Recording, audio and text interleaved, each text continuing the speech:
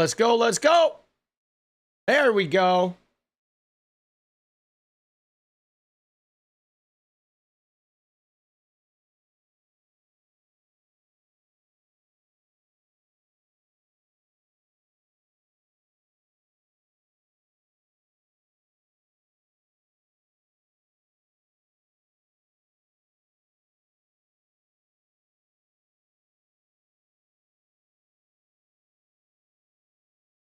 All right, we're back.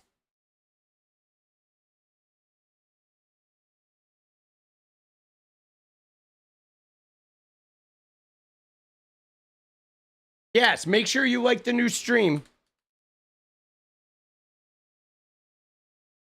We're back.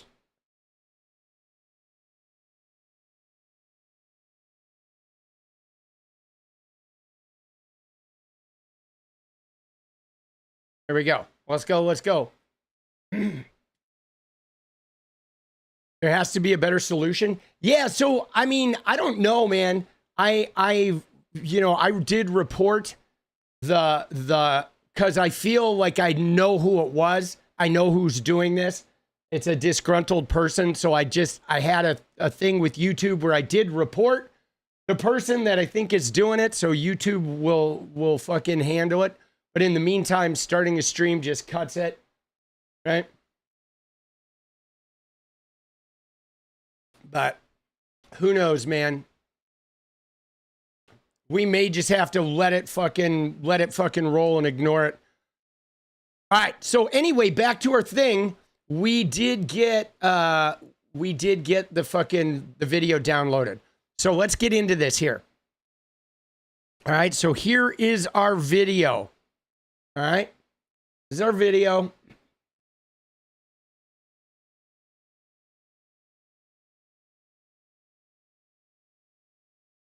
All right. So we know that somewhere around 1040, this will allow us to have a much finer, we can go back at 1040. We're going to go back by 10 seconds. At 7:49, you read the video. See, it's weird. It says 1040. You're saying 7:49?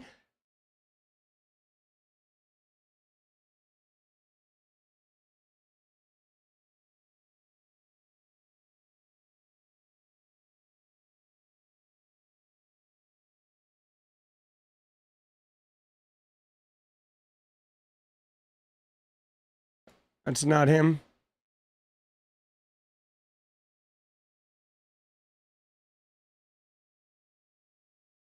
Is that him right there? Is that supposed to be him? 7:49. So that was him, right? So that's him. They're saying it's 7:49. Interesting. They're saying that this is him.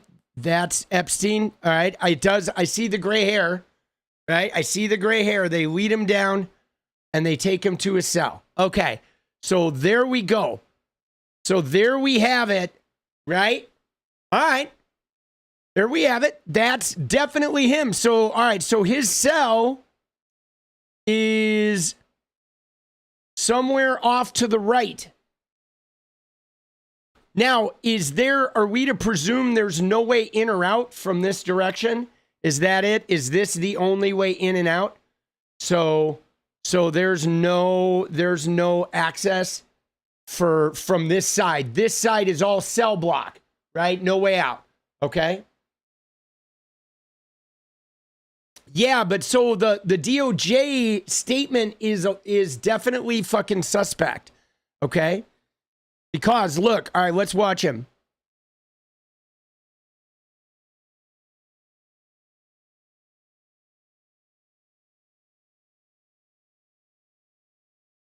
There he is. So there he is. Can't really see him, right?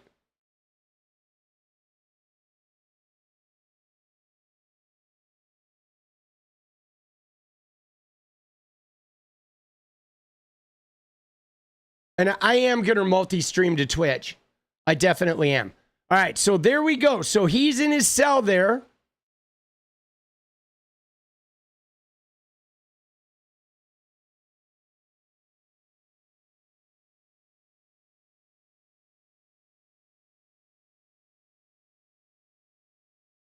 Coming through.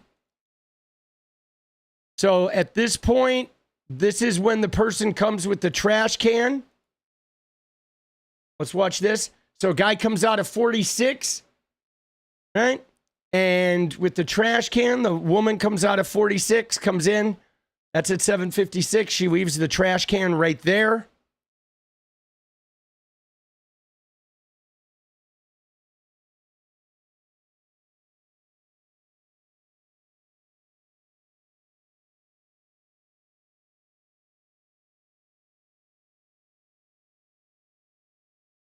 All right. All right.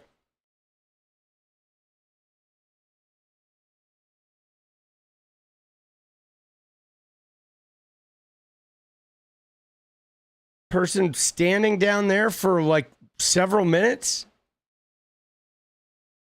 Couple minutes. The landing. You don't think that was really Epstein? I mean, it was the gray hair.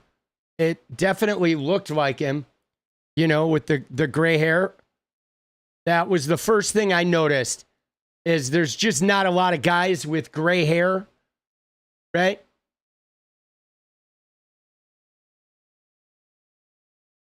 So we're just going to fast forward through this shit. That was the telltale thing with the Epstein guy at 7 minutes at 7:49, was the gray hair was the telltale sign, right?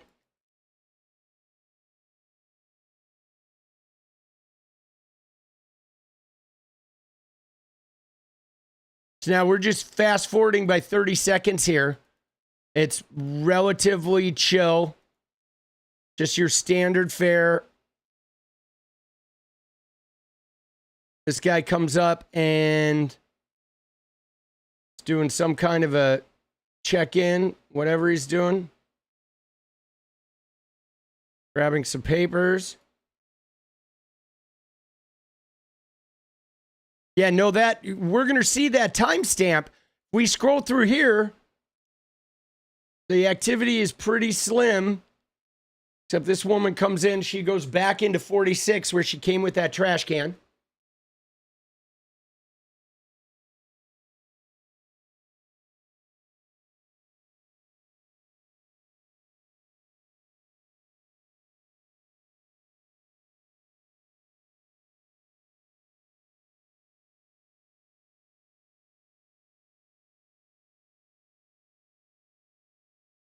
A minute's a lot of time.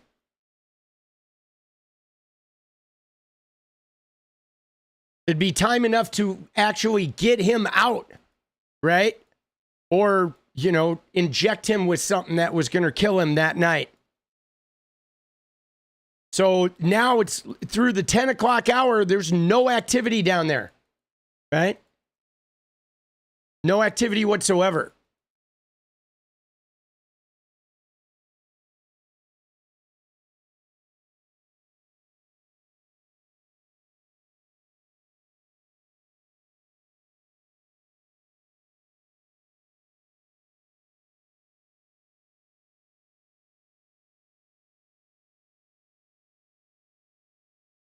Right through 11 o'clock, no activity, right? Yeah, no, I know, Voodoo. There's got to be multiple cameras, right? I would imagine. But here you're going to see, not only is there a cut, but the camera angle looks different, right? Here it comes. Watch this. It's going to come right now.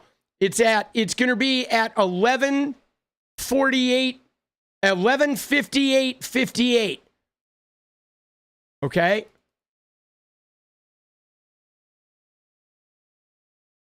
Wait, there's a little guard activity down there.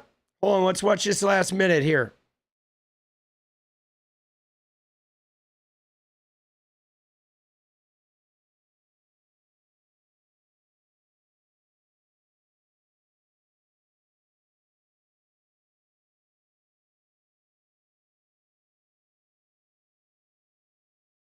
Bill Barr's fault?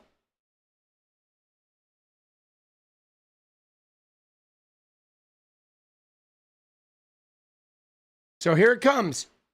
You're gonna see at 11:58:58, it cuts to 12 o'clock.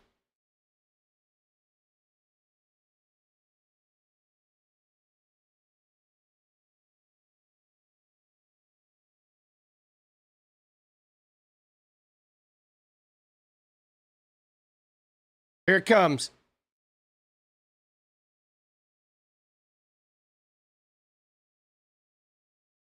There's like no activity whatsoever.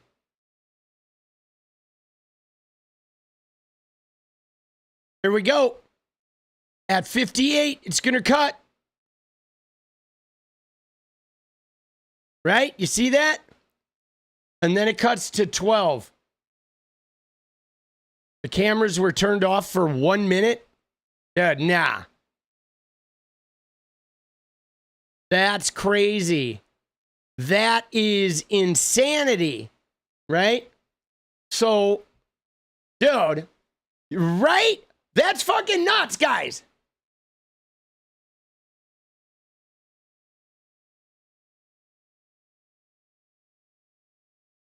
Yeah, no, there's got to be other cameras. Okay, there's definitely got to be other cameras. This is not the only camera in this federal prison, but here it comes. 56, 57, 58, cut. Boom.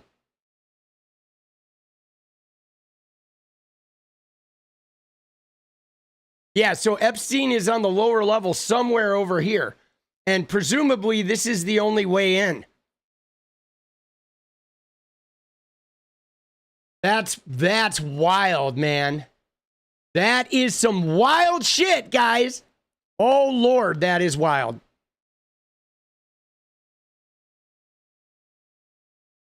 It's like enough time to escape. Well, so here's the thing.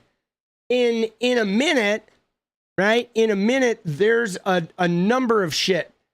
A number of things they could do, right? A couple guys could walk in and, you know what I'm saying? Like, they could have Epstein, like, off camera there, and guys could walk in and just pull him across the room and get him out of the building. Or they could have a bunch of guys go in and load him up with some whatever. You know, who knows what happened? I mean, 60 seconds is a long time. I don't know if you guys ever saw, did you see the movie with George Clooney, Michael Clayton? Right?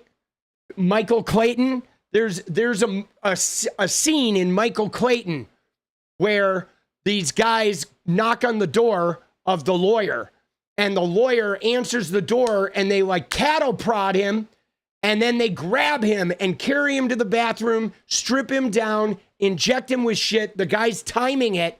They're on a timer, hits a vein in the foot, and they just extinguish this guy in, you know what I'm saying? In like almost instantaneously, right? It's like 90 seconds from the time they walk in. I mean, it can be done really, really fast by professional crews, of course. But yeah, that is so sus. I mean, I can't think of a reason why a jail camera would drop out like that.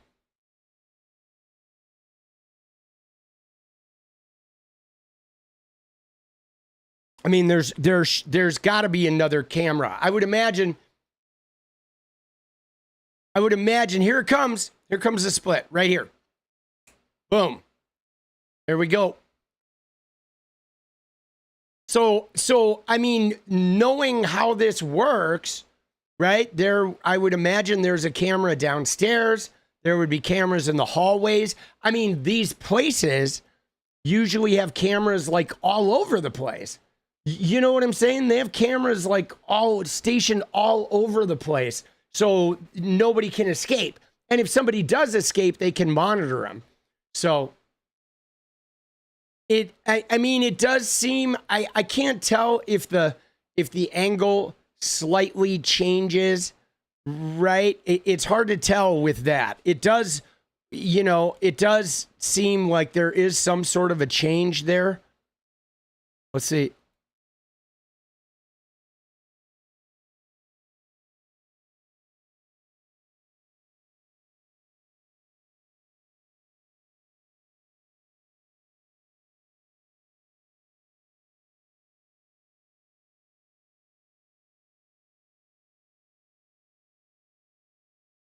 I don't know why this shit is freezing now. Yeah, no, it is.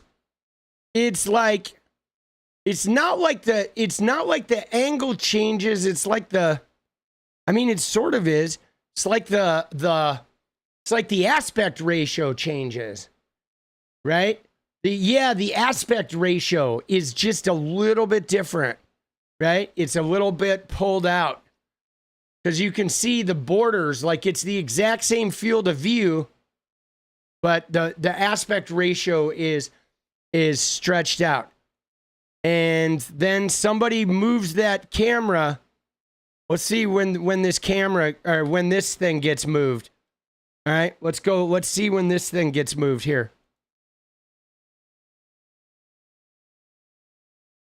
So 1210, hold on. My thing keeps freezing. All right.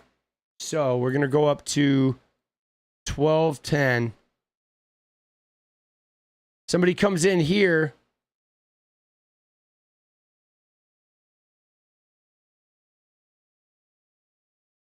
Somebody moves that garbage can.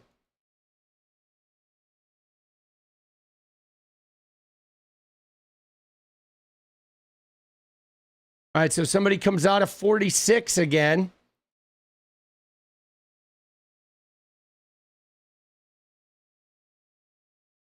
Yeah, can moves from this guy who looks like, I don't know what he's doing. I don't know what 46 is. He moves some shit over there.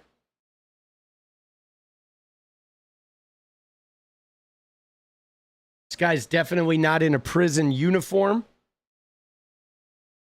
And he just moves the can like a foot, right? That was a little weird, right? That's a little strange. Okay.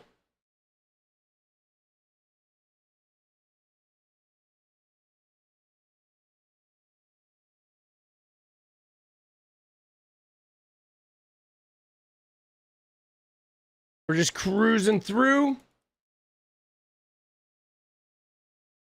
Yeah, 46 was Biden. We want to get technical.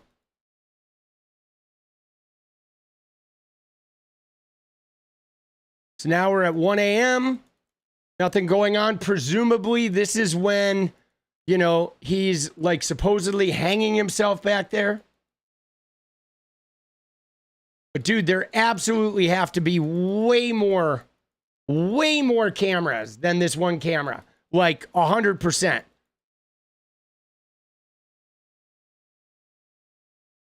Oh, yeah, he didn't have blankets. I mean, I can't tell you why there's a cut in the timestamp.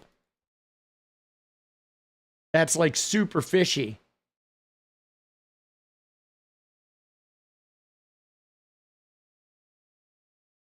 The video shows guards checking on Epstein at regular intervals. Yeah, I don't see, I mean, I don't know what video they got showing that. We don't see that here. I haven't seen a guard move across there at all. You know, this is like 3 hours since the split.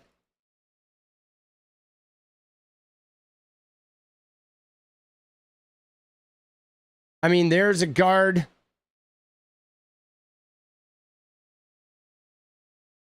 There was a little bit of motion there.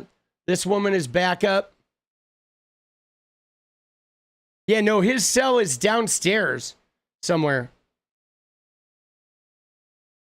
I don't know what's going on here, if this is like an employee zone or some shit. right? Because people keep going in there. One guy came out in street clothes. I think that might be like the break room or something.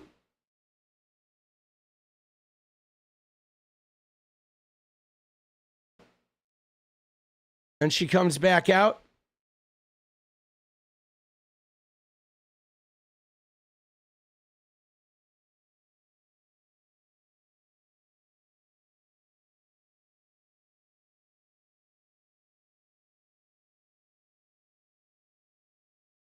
So let's see what happens at 6:30. There should be just be a huge number of guards, right? There should be a flurry of activity.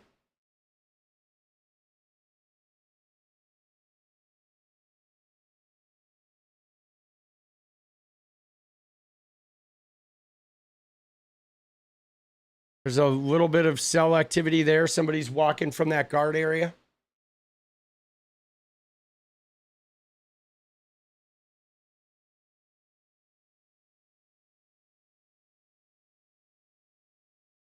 You see the guard area is down here.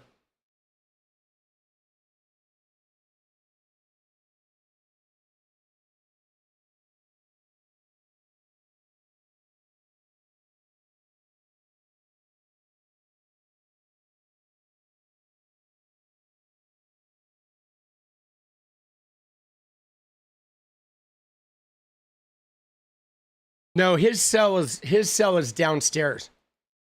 His cell is down there.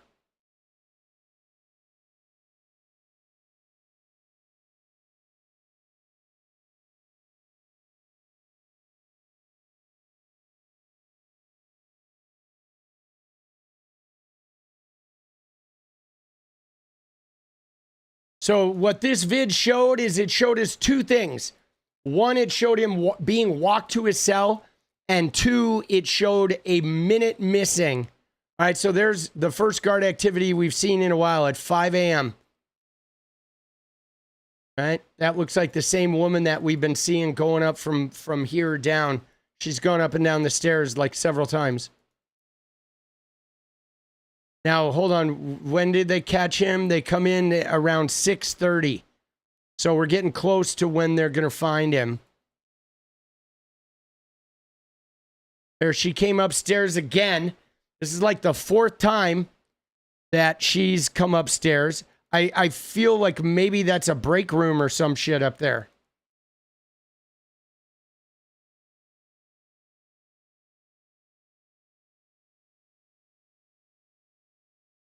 Little more activity. Now we're starting to see more activity. I think the morning shift guards. Yeah. See, this has to be like an employee break room, because we saw a guy get off and move shit, and now this guy's showing up, right? 5:48. He probably starts his shift at 6 a.m., right? Coming in, getting buzzed into the employee break room or whatever. He's got his little bag of what have you.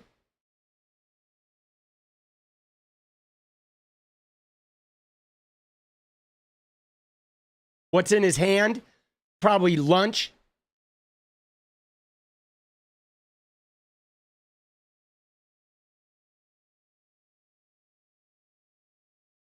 Dude, homie's like frozen. Like, dude, yeah, I know. Who's on the buzzer, bro? You're fired, dude. This guy is like a statue. Dude, he's like, yo, I'm still here, fuck nuts. Let's open that shit. They're taking the phone off the hook to get buzzed in.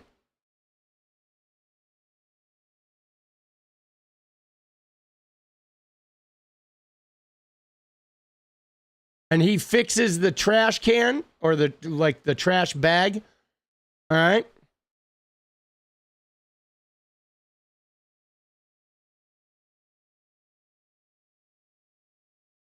So that guy's starting shift at 6 a.m., presumably.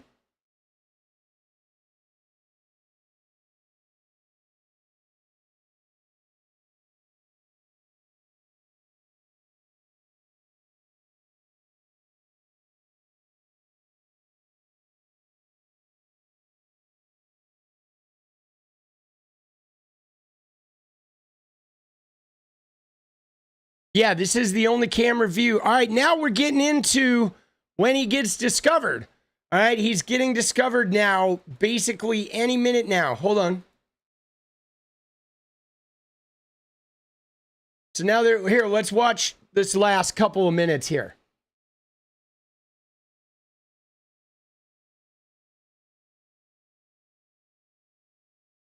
Yeah, it's because it's like 12 hours. All right, so now we have guards active on the floor. Yeah, there's people downstairs. They're moving around. They're circling. 627. I don't see people being frenzied though. You know, if there was a dead cell, a person in the cell, you feel like there would be people like moving fast, calling for help or something. It looks pretty chill. And we know they got to have many more camera angles.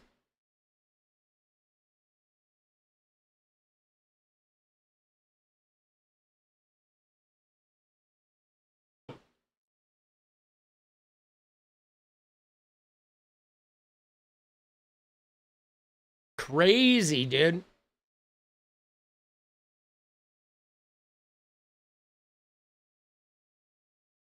So the body's discovered right around 6:30. We should see a frenzy of activity or something somewhere here, right? Sometime in the next fucking minute or so, the shit's gonna get discovered. Next couple minutes.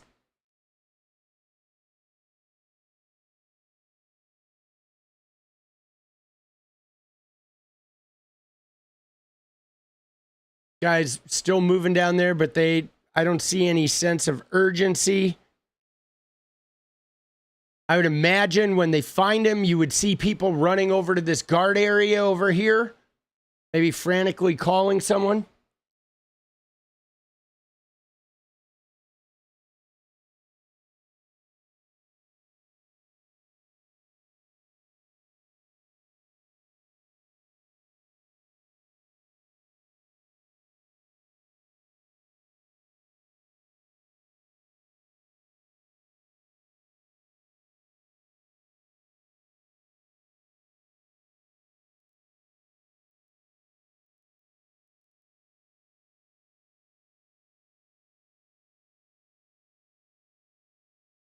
Still waiting on the Dev.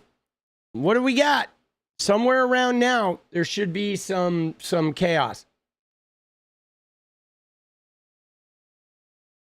Yeah, I mean, obviously, nobody was looking in on him on the suicide watch, right? That would have been every 15 minutes. They would have found him long before 6:30. It looks pretty chill. Other than that guard at, 548 that came upstairs and checked into this employee area. I mean, presumably, maybe they're finding him. All the guards are in the cell block. Oh, wait, there we go. There's the first activity. You see that?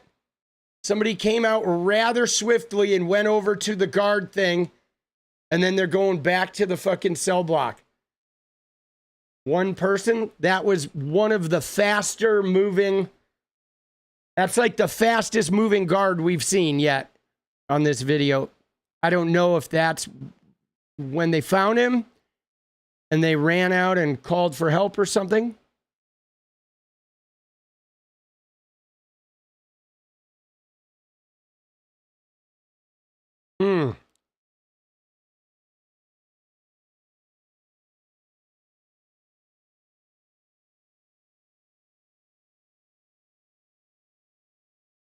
Looks like we have 8 minutes left on this video.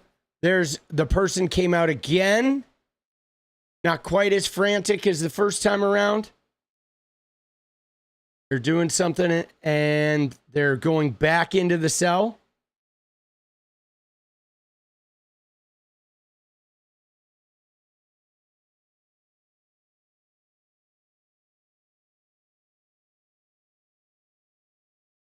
Again.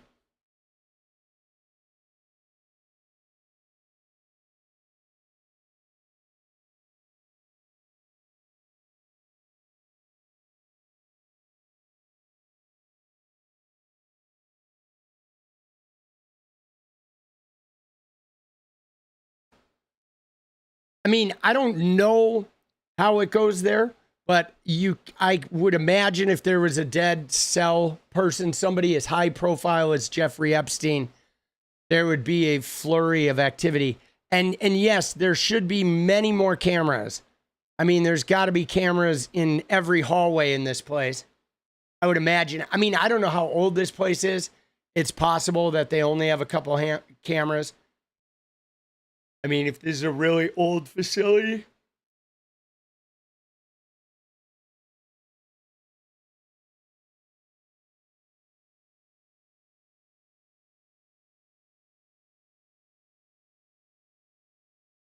Oops.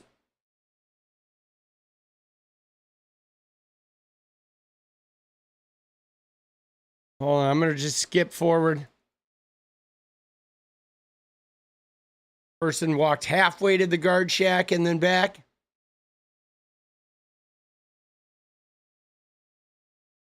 Right, there's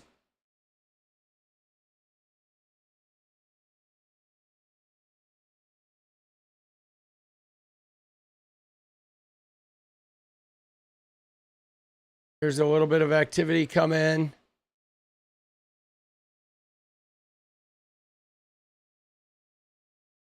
All right, that person is, oh shit. Now we're seeing multiple guards. 3 of them were kind of moving right there. That was the most notable sort of group movement I've seen from these guards all night. Right? 3 guys converged over on that little guard desk. Now they're going back. So at this point, something is going on over there. You know what I mean?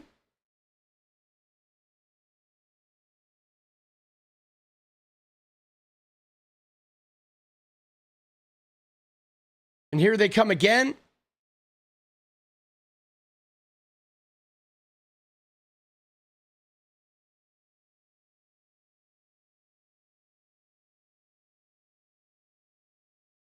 Now, there was somebody up there that handed him something. Did you see that little exchange? Right? Watch this guy up here. He's going to hand something. Somebody walks over and the guy up there hands him something. This is like the most activity right there that guy does. This guy comes over and either he hands him something or he hands something back. Now, this is the most activity we've seen in this whole video.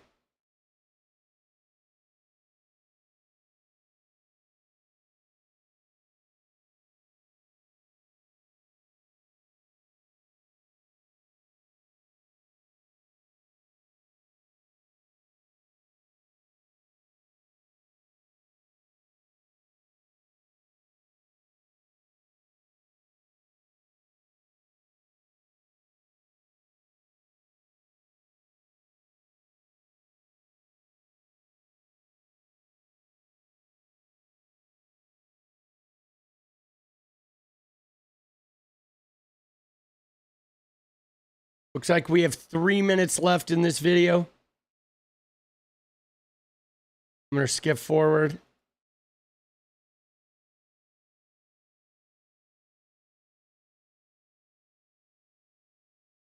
There seems to be like a much more significant activity over there than there has been.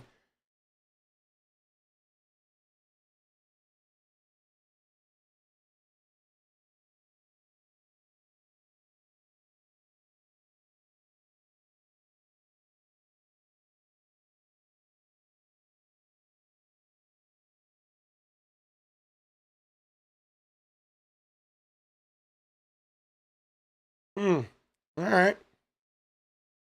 Yeah, there's somebody standing there outside the cell block.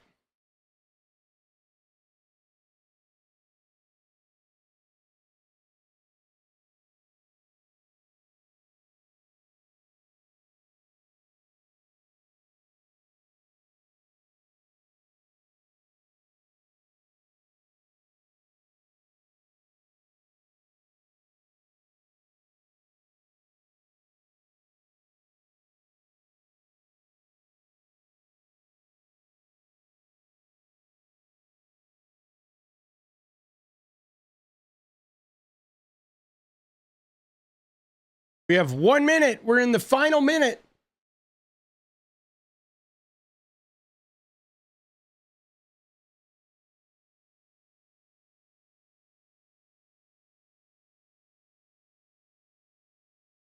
And so one thing we haven't seen is we haven't seen anybody from the outside.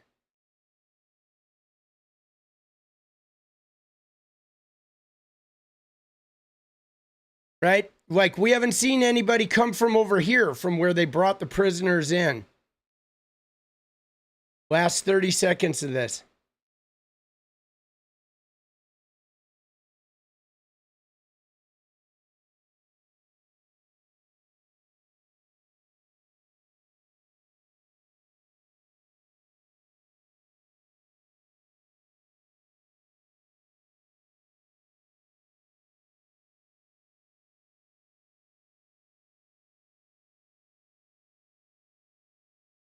And there it is. And that's the end. So, not any major activity, and still the big discrepancy is this bad boy, right? Right here. This is the main discrepancy that you're about to see, which is a wild cut at 12:58:58. There's a jump cut right to... Oh, wait, no, sorry. Whoa. 11:58. Sorry. My bad. I was like, dude, it's not there. How'd they do that? Dude. All right, here we go. Yeah, I was on the wrong time. All right, here we go. There it is. 11:58. 58. There's a cut right here. Boom. That cuts to midnight. And yes, we are, guys. So it cuts to midnight. Isn't that crazy? So that is wildly unexplainable. Now, the one thing I will say, we just looked through this whole video. The one thing I didn't see is I did not see like regular 15-minute checks. Okay?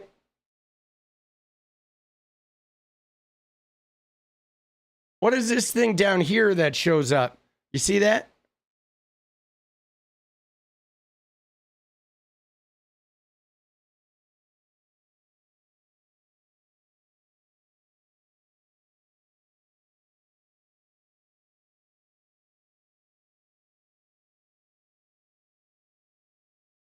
Shit.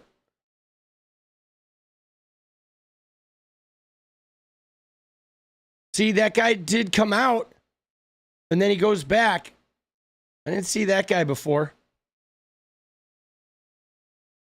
So the camera position doesn't change. It's just stretched out. The aspect ratio changes a little bit. Yeah, they're back. The aspect ratio changes. This is right around the time or before they find him, somewhere around there. They're pretty chill. I don't know what's going on here. I mean, it is kind of a fisheye camera.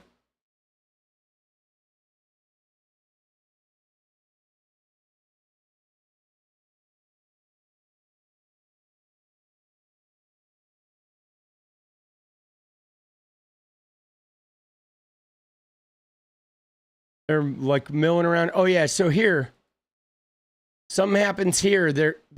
He pulls at some sort of cart. I don't know what that cart is, but there's a lot of activity here around 6:27.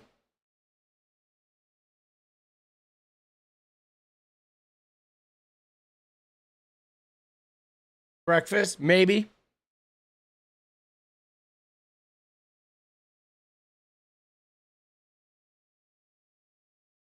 Yeah, pretty wild. Wait, that guy shows up doing something right there.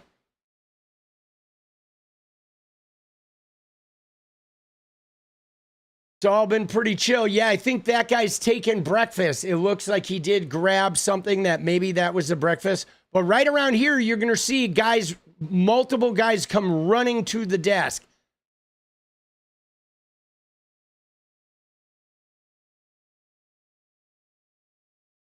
That guy's still walking. It's right here. Right here, you're going to see these guys. Watch this. All, 3 guys are going to come running to the desk here.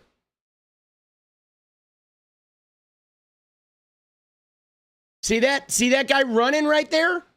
And then the other guys behind him, 3 guys? That right there, I would imagine, is the Discovery, right? Doesn't that seem like it? That's like the fastest I've seen those guys move the whole time. Right there, they came fucking running out, right? There's some activity going down in. Did you see those guys? I didn't see that before. Watch, you're going to see guys come around this corner and go down in there, and then you're going to see 3 guys come run into this desk. He came out this way. Oh shit. I found something. That guy, the breakfast guy, came out. Do you see that? I think this is it, guys. Because look, watch. I think this is it. The breakfast guy goes in.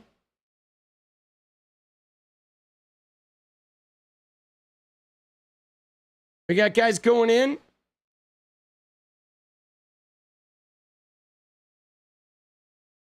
Now watch. Guy's going to come out this way, and then the other guy goes in with him, and then the 3 guys go running over to this desk.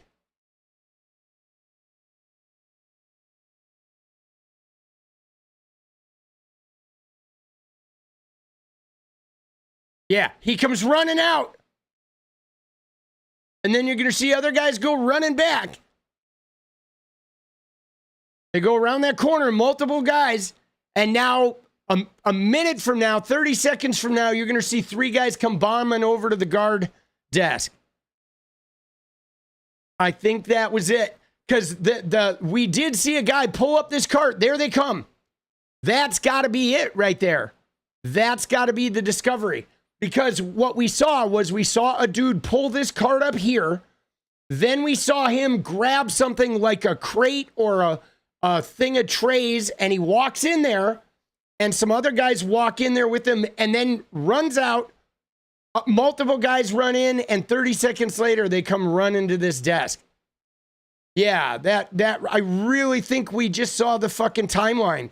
Watch here, I'm going to go back. We're going to go back to this cart's arrival. Okay, watch. This guy's going to pull up with the cart.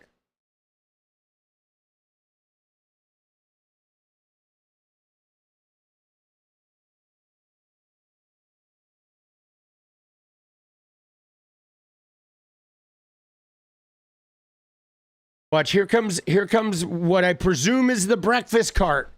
Okay?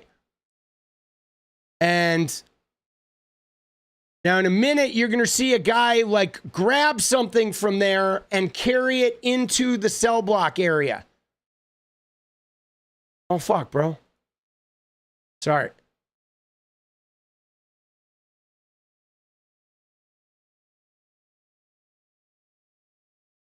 Watch, let me find the guy.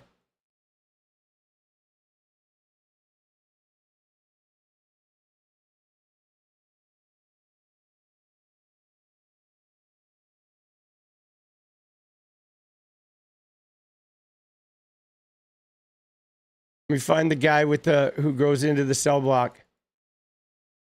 The breakfast cart dude. Oh.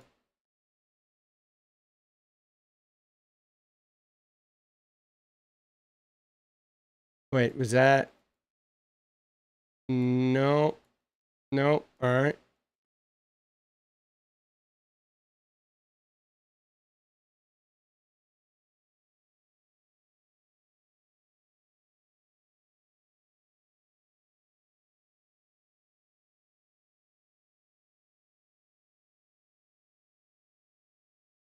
Find the breakfast cart guy.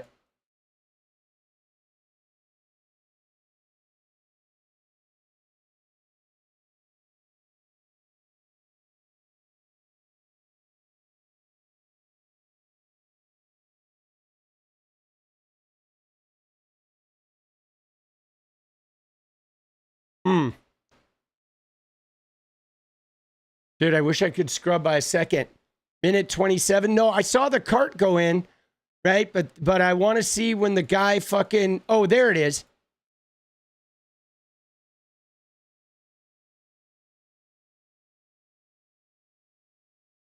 There he is. All right. All right, so he pulls it up.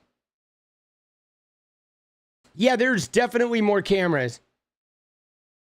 Here, let's just watch it from here. He's like milling around.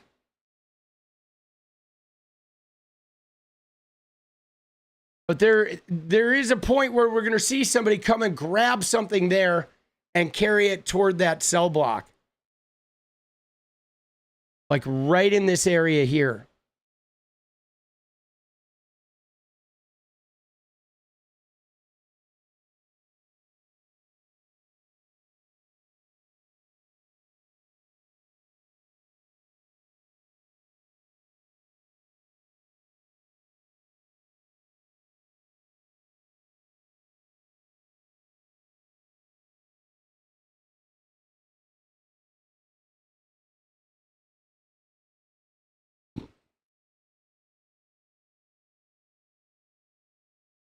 It's like watching grass grow.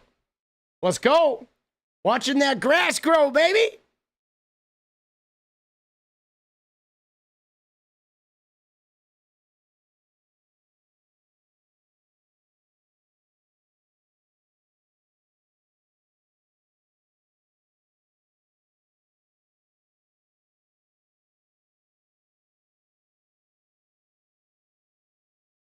Oh, there it is. Right there.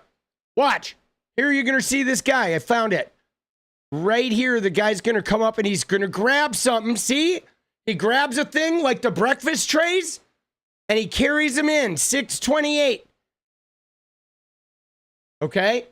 Presumably, that could have been him grabbing the breakfast trays, right? A stack of trays. Maybe it's like a crate that has like, I don't know, 8 trays or something. He walks in and then now in a second, you're going to see him come out and go this way, and then a whole bunch of other guards are going to go around that corner, right? And then 30 seconds after that, you're going to see guys sprinting over to the guard desk over here. Right? He's going in. He's putting the breakfast cell trays down or whatever.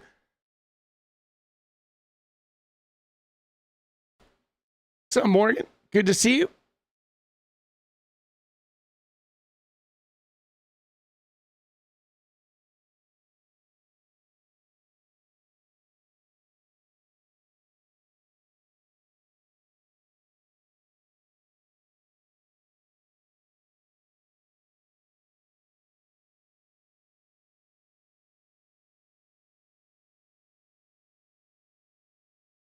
Crazy trying to sort of piece together when this is the only piece of information you have, right?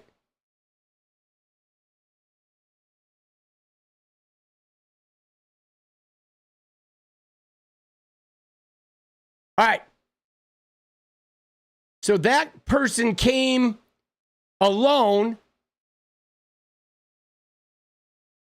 now goes back, but now you're going to see somebody come around this way. I don't know what that is.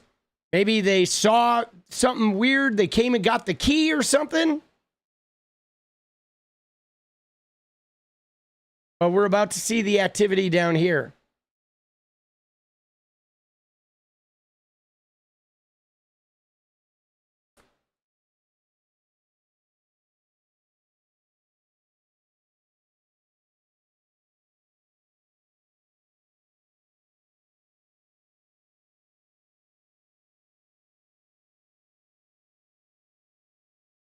There.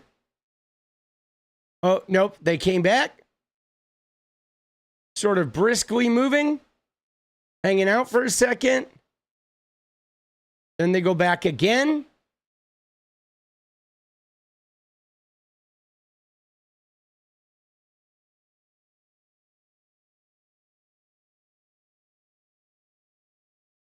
Goes back to that guard station. Lingers for a minute, goes back again. Oh. Milling. It's like the most activity we've seen in the cell block.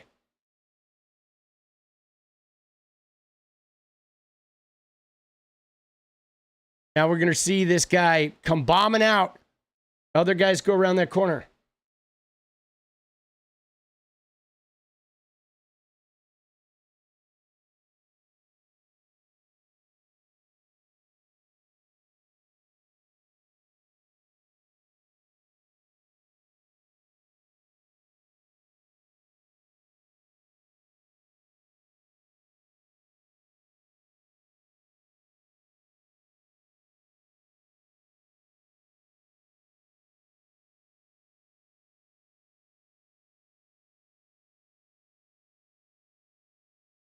Here it comes. Alex Jones cried. Dude.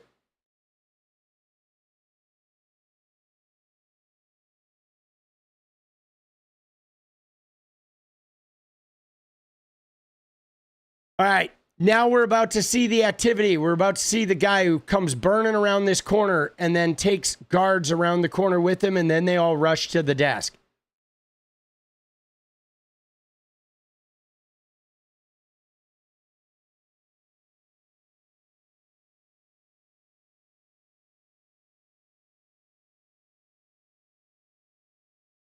Yeah, dude, Alex Jones. I'm not buying it.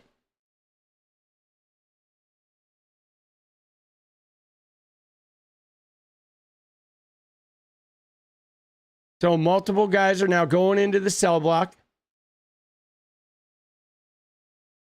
Now we're going to see a guy come sort of sprinting out of there.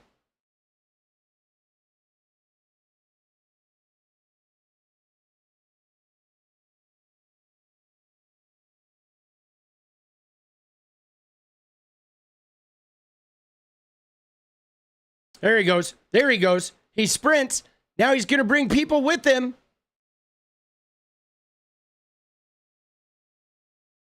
Multiple guys then come around the corner, and then you're going to see the three guys sprint to the desk over here.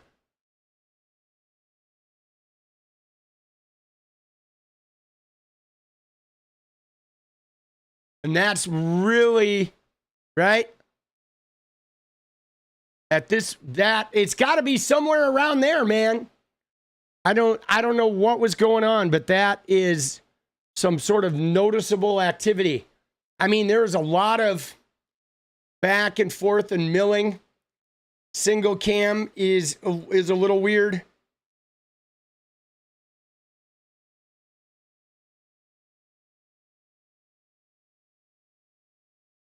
This is sort of the most flurry.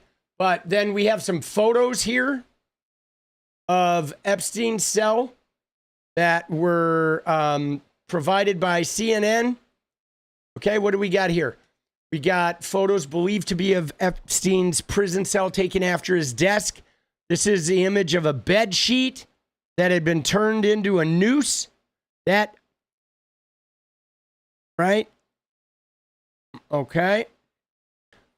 Then this is his cell, a chaotic state of his cell, which is just a bunch of like orange sheets or like clothing. Like, what the fuck? Where's he hanging a noose? I don't know, dude. Yeah, it's a jumpsuit. I mean, it looks like they've got orange sheets too, right? In one photo, a mattress sits on the floor and orange bed sheets. So I guess their bed sheets are orange, right? Strewn about the room. Another photo is a close-up of one of the bed sheets that had been tied into a noose. It's not known whether that noose was used in a suicide. We don't know if this is urine, like if the body was there or what. The photos were taken by the medical examiner. And the medical examiner ruined his, they ruled his death a suicide by hanging. Okay? And 60 Minutes also released images of his corpse and bloody marks stretched across the middle of his neck. And they released a photo of the note that says,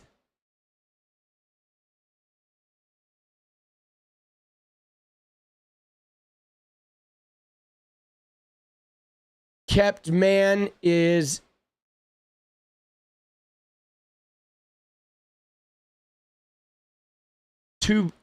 I don't even know what this says, right?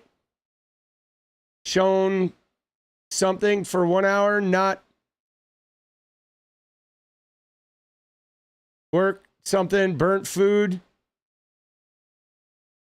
cement bugs, something bugs crawling over my head or something, over my ears. It says no fun. Oh, is it? Oh, blank. Oh, blank. I got it. Blank kept me in a locked shower stall for 1 hour. Okay, got it.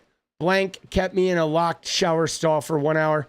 Noel sent me burnt food. Giant bugs crawling over my hands. No fun.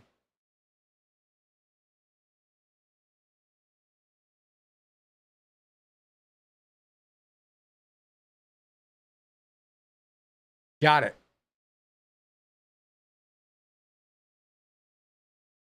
He's found non-responsive with the noose around his neck. 2 prison guards who failed to check on him the night he died and falsified logs saying they had done so. So that's crazy. So here's what we got, guys. Okay, we've got the mysterious circumstances of him with some weird fucking note. We have 2 guards that didn't check on him and then falsified the records saying that they did check on him. They were charged with federal conspiracy and filing false records. In the indictment detailing the charges against the guards, prosecutors say Epstein was alone in his cell all night. Internal surveillance video shows no one entered the tier where he was housed, but there is 1 minute missing, right? From 11:58 to midnight. The indictment says 3 weeks before his death, he was found on the floors of his cell with a strip of bed sheet around his neck and was placed on suicide watch. Dude, yeah, there's some shit, bro. Right? There is some shit here. You know?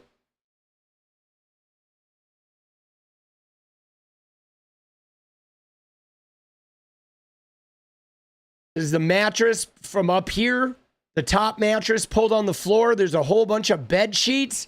Like, what's with the bed sheets? They're like everywhere. You know what I mean? Like, dude, something about this is not right. Okay? I mean, we know it's not. Now, let's go look at Caroline Leavitt. Dude, Bogart, there's not 1,500 viewers, boss. There's like 200. Somebody's botting that shit, bro. Just chill. Just let it be, dude. Somebody's just being an asshole, right?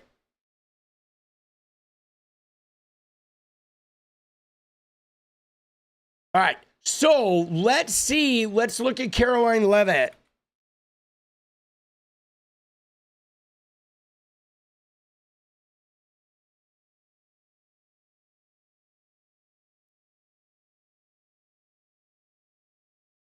Oh, here it is.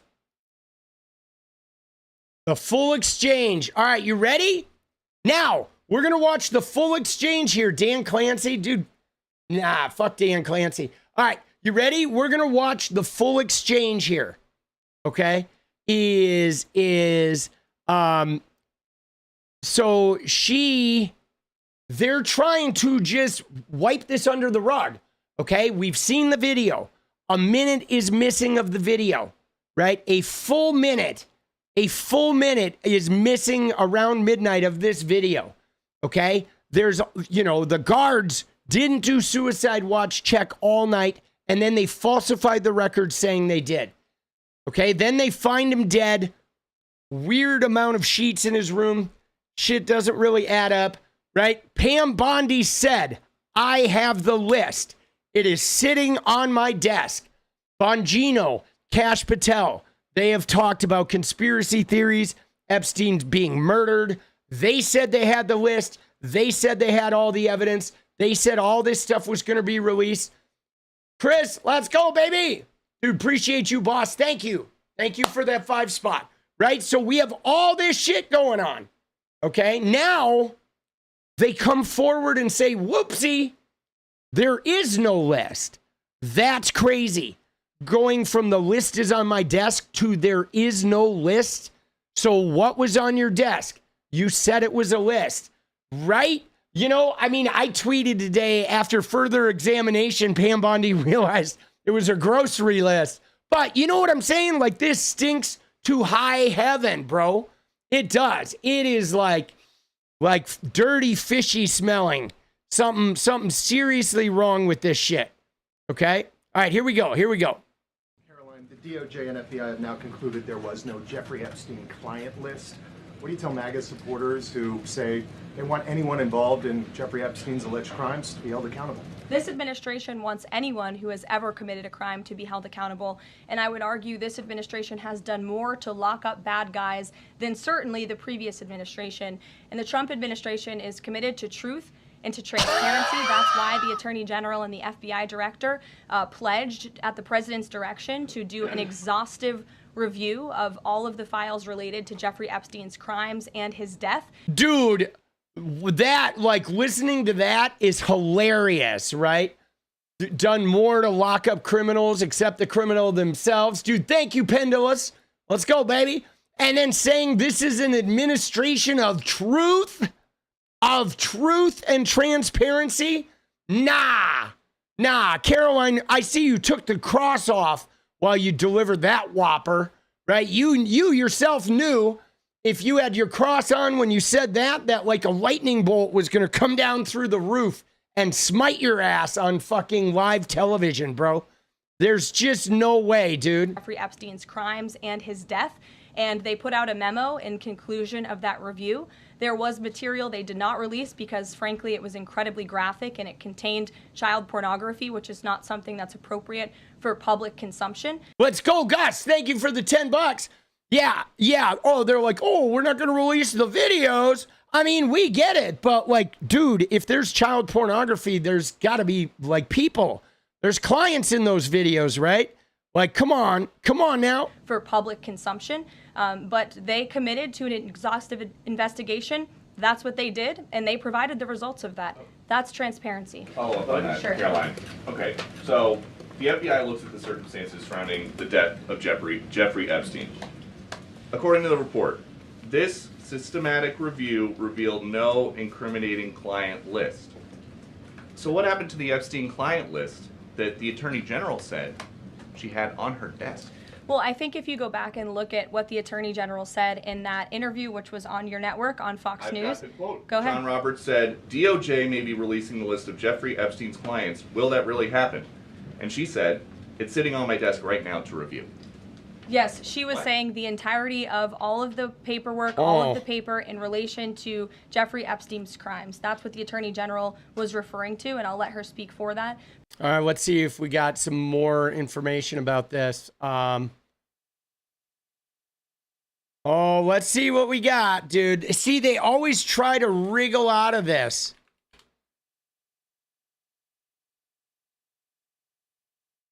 DOJ may be releasing the list of Jeffrey Epstein's clients?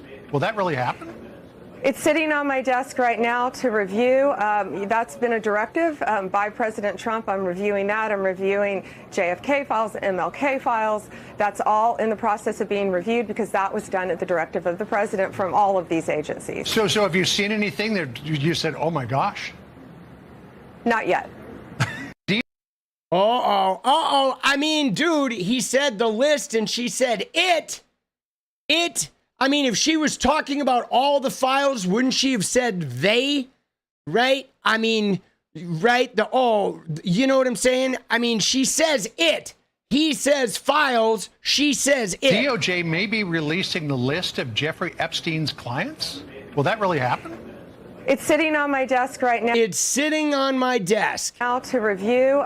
That's been a directive by President Trump. I'm reviewing that. I'm reviewing Yeah, she said she kept it singular, okay? He says the list may come out. Is that true? And she says it is sitting on my desk. I am reviewing that. I am reviewing the JFK files. So she calls the JFK files, but when he says list, she says it is on my desk. I am reviewing that the same way I'm reviewing the JFK files. But like, dude, she appears to make reference to the list itself, right? She said it was sitting on her desk, right? She doesn't say like, man, I got a pile of stuff sitting on my desk, right? Let's see if we have any other quotes about her, right? DOJ may be releasing the list of Epstein's clients. It's sitting on my desk right now to review. I mean, to me, that sounded like she was making a direct reference to the client list. It is the list, right? Because she wouldn't say it to describe all of the Epstein files. She wouldn't say, yeah, I went through the JFK files. It's it on my desk. It's on my desk, right? Right? You know what I mean? The JFK files, you wouldn't refer to files as it.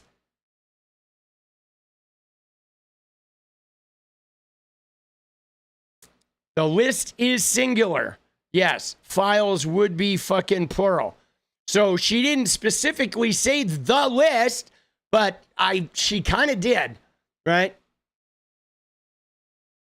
But again, when it comes to the FBI and the Department of Justice, they are more than committed to ensuring that bad people are put behind bars. They have an operation going on right now called Summer Heat, which has our murder rate trending in the lowest direction in United States history. Their emphasis on violent crime and locking up violent criminals has led to the arrest of 14,000 violent criminals. That's a 62% increase from the same time period last year. So this Attorney General and the FBI Director are committed to putting bad people behind bars where they belong. Nobody cares about that though, Caroline. We want just the Epstein people behind bars. We don't care about any of the other criminals. In particular, we want a fucking bronzer face motherfucker named Donald J. Trump behind bars, right? You know what I mean? Dude, they are definitely, there is a cover up, right? Let's see here. Let's see this part. Okay, so the FBI looks at the circumstances surrounding the death of Jeffrey Epstein. According to the report, this systematic review revealed no incriminating client list. So what happened to the Epstein client list that the Attorney General said she had on her desk? Well, I think if you go back and look at what the Attorney General said in that interview, which was on your network on Fox News. Got the quote. Go ahead. John Roberts said, DOJ may be releasing the list of Jeffrey Epstein's clients. Will that really happen? And she said, it's sitting on my desk right now to review. Yes, she was saying the entirety of all of the paperwork, all of the paper in relation to... Yeah, so all of the paper is now a singular it. I mean, I'm not buying that, dude. This is more gaslighting. I mean, we know this is what these guys do. They just gaslight until you're just browbeaten. Jeffrey Epstein's crimes. That's what the Attorney General was referring to, and I'll let her speak for that. But again, when it comes to the FBI and the Department of Justice, they are more than committed to ensuring that bad people are put behind bars. Yeah, so do we have any...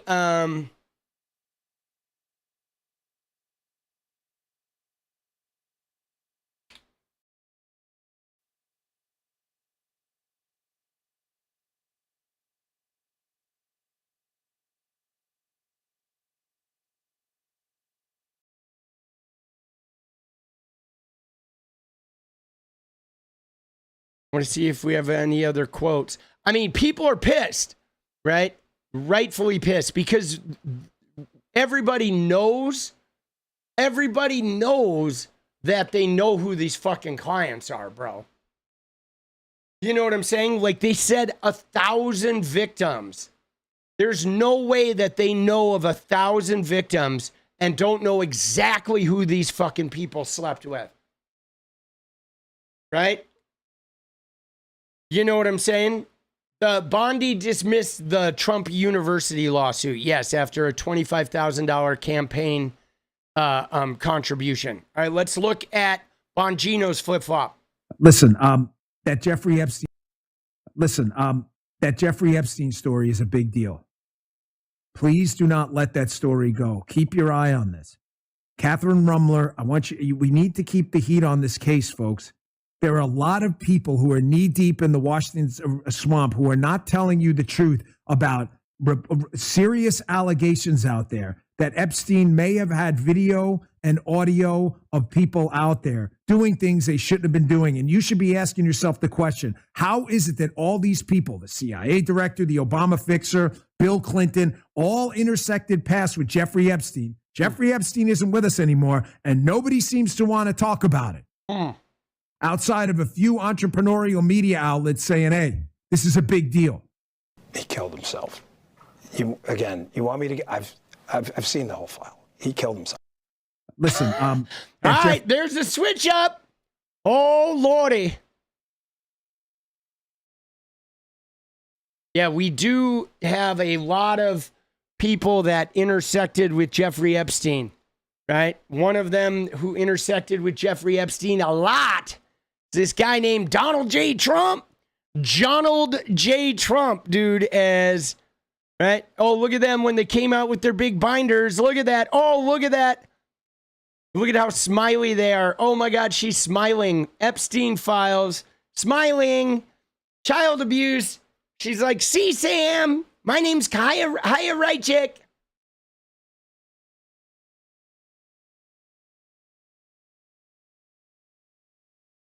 Yeah, it is pretty wild, right? That. You ready? Look at this. Look at this shit. Here we go. I want to talk to you about the Epstein case. I have worked on this for years. It's Marsha trying to Blackburn. get those records of who flew on Epstein's plane and who helped. Hey, Marsha Blackburn, I love to see you doing the Senate interview. After this, we can go watch some hee-haw. To get those records of who flew on Epstein's plane and who helped him build this international Donald J. Trump human trafficking, sex trafficking ring. Now, earlier, I urged then Chairman Durbin to subpoena those records, and I ended up being blocked by Senator Durbin and Christopher Wray. They stonewalled on this. Donald and I J. know Trump. that breaking up these trafficking rings is important to President Trump. So will you work with me on this issue so we know who worked with Jeffrey Epstein in building these sex trafficking rings? Absolutely, Senator. Child sex trafficking has no place in the United States of America, and I will do everything, if confirmed as FBI director, to make sure the American public knows the full weight of what happened in the past. All right, let's go. The full weight. Dude, he didn't say... Those two cases obviously are of significant public interest. I'm just telling you what we see in the file. I just want to be crystal clear on this. I am not asking anyone to believe me. I'm telling you what's there and what isn't. Right. There is nothing in the file at this point on the Epstein case, and there's going to be a disclosure on this coming shortly. We are working through there is video. That is something the public does not. There's video of him killing himself. No, not the actual act, but the entire 𝗙𝗙𝗍𝗍, it was only one camera. There's video that when you look at the video, and we will release, that's what's taken a while on this, we are working on cleaning it up to make sure you have an enhanced, and we're going to give the original so you don't think there's a video with a minute gap missing. Shenanigans. You're going to see there's no one there but him. Right. There's just nobody there. So I say to people all the time, if you have a tip, let us know. But there's no DNA. There's no If you have a tip, if you happen to be in Metropolitan Correctional Center right, you know what I'm saying? There's no fingerprints. There's no suspects. There's no accomplices. There's no tips. There is nothing. If you have it, I'm happy to see it. There's video clear as day. He's the only person in there and the only person coming out. Dude, there's not video clear as day, but Kyle says he's got proof. I mean, I imagine. All right, guys, so it's time to have this conversation. It's long overdue. I think a lot of people need to hear this. But the fact of the matter is, Elon Musk was correct when he said Trump's in the Epstein files. I mean, we know he is. We know he's all over the flight logs, right? Really think and it's the debatable. Phone messages. I think it's a very black and white issue. I think there's very, very little gray area. So let me walk you through this here. And for the record, I'm only giving you some of the evidence. There is more evidence than this, y'all, but let's go through it. So let's start with this one. 𝗏𝗡 posted this the other day. All right, so this is when he sat down with Fox News last summer before the election, and Trump says, oh, I'm going to release the JFK files. And they're like, will you release Epstein? And he's like, yeah, well, I'm not sure about Epstein because we don't want to falsely accuse. We don't want to get people in trouble if they didn't do anything. Right? This is what this clip is. Remember when Fox edited Trump's answer when they asked him if he'd declassify the files on Jeffrey Epstein? Right. Okay, so here we go. You have Trump's full response on the left. Let's start with the one on the right, which is this is the edited version that Fox posted of what Trump said when he was asked, hey, would you declassify the Epstein files? Listen to this. Would you declassify the 9/11 files? Yeah. Would you declassify JFK files? Yeah.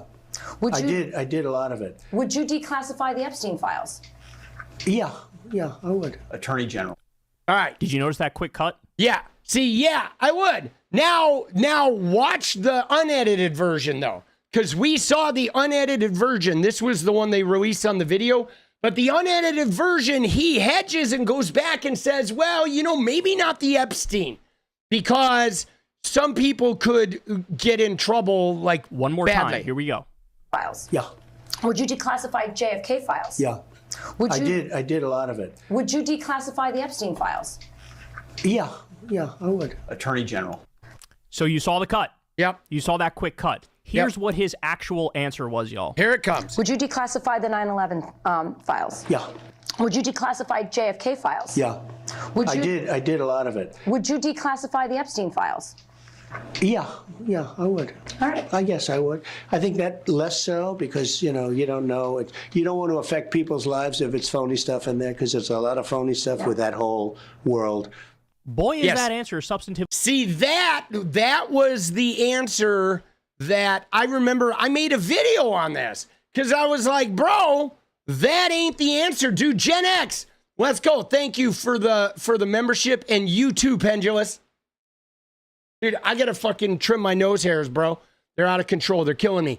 But that answer right there is like, you see the hedging, okay? The hedging of like, well, you know what I mean? We don't want to do the whole thing, the whole shebang. Yeah, I would. Although that one, less so, because there's a lot of phony stuff in there, and you don't want to hurt people's lives. Yeah, because my name is up, down, and sideways on this thing, and like, you know what I mean? Like, oh, we don't There's phony stuff in there. Gee, I wonder who he's referring to, and I wonder whose ass he's trying to cover. One more time. Listen closely. I wonder if his name is Donald J. Trump. Again. That less so because, All right. I guess I would. I think that I less would. so because, you don't know. You don't want to affect people's lives if it's phony stuff in there because there's a lot of phony stuff with that whole world. There's a lot of phony stuff with that whole world. He's like, there's a lot of golden showers with those Russian prostitutes, right? There's a lot of Donnie stuff. I think John Barron was up to some no good. What a dishonest edit from Fox News. By the way, remember, Trump is suing, I think it's CBS, for how they edited a Kamala Harris 60 Minutes interview. So in his, if you edit anything at all about my opponents, then that means you're substantively helping them, and we're not going to allow that. But when it's him, they substantively edited this to help Trump. And of course, for him, it's totally fine. There's no problem whatsoever. All right, I got more for you. Trump used to go on Howard Stern all the time. When he did go on Howard Stern, there were countless moments where he was a little too honest and he let the truth come out and he spilled the real tea. All right, listen closely to this one. Listen to what Howard says and then pay close attention to Trump's reaction. Here we go.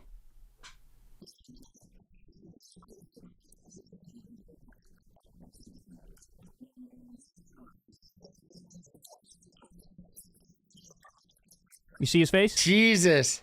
How did he respond? One more time.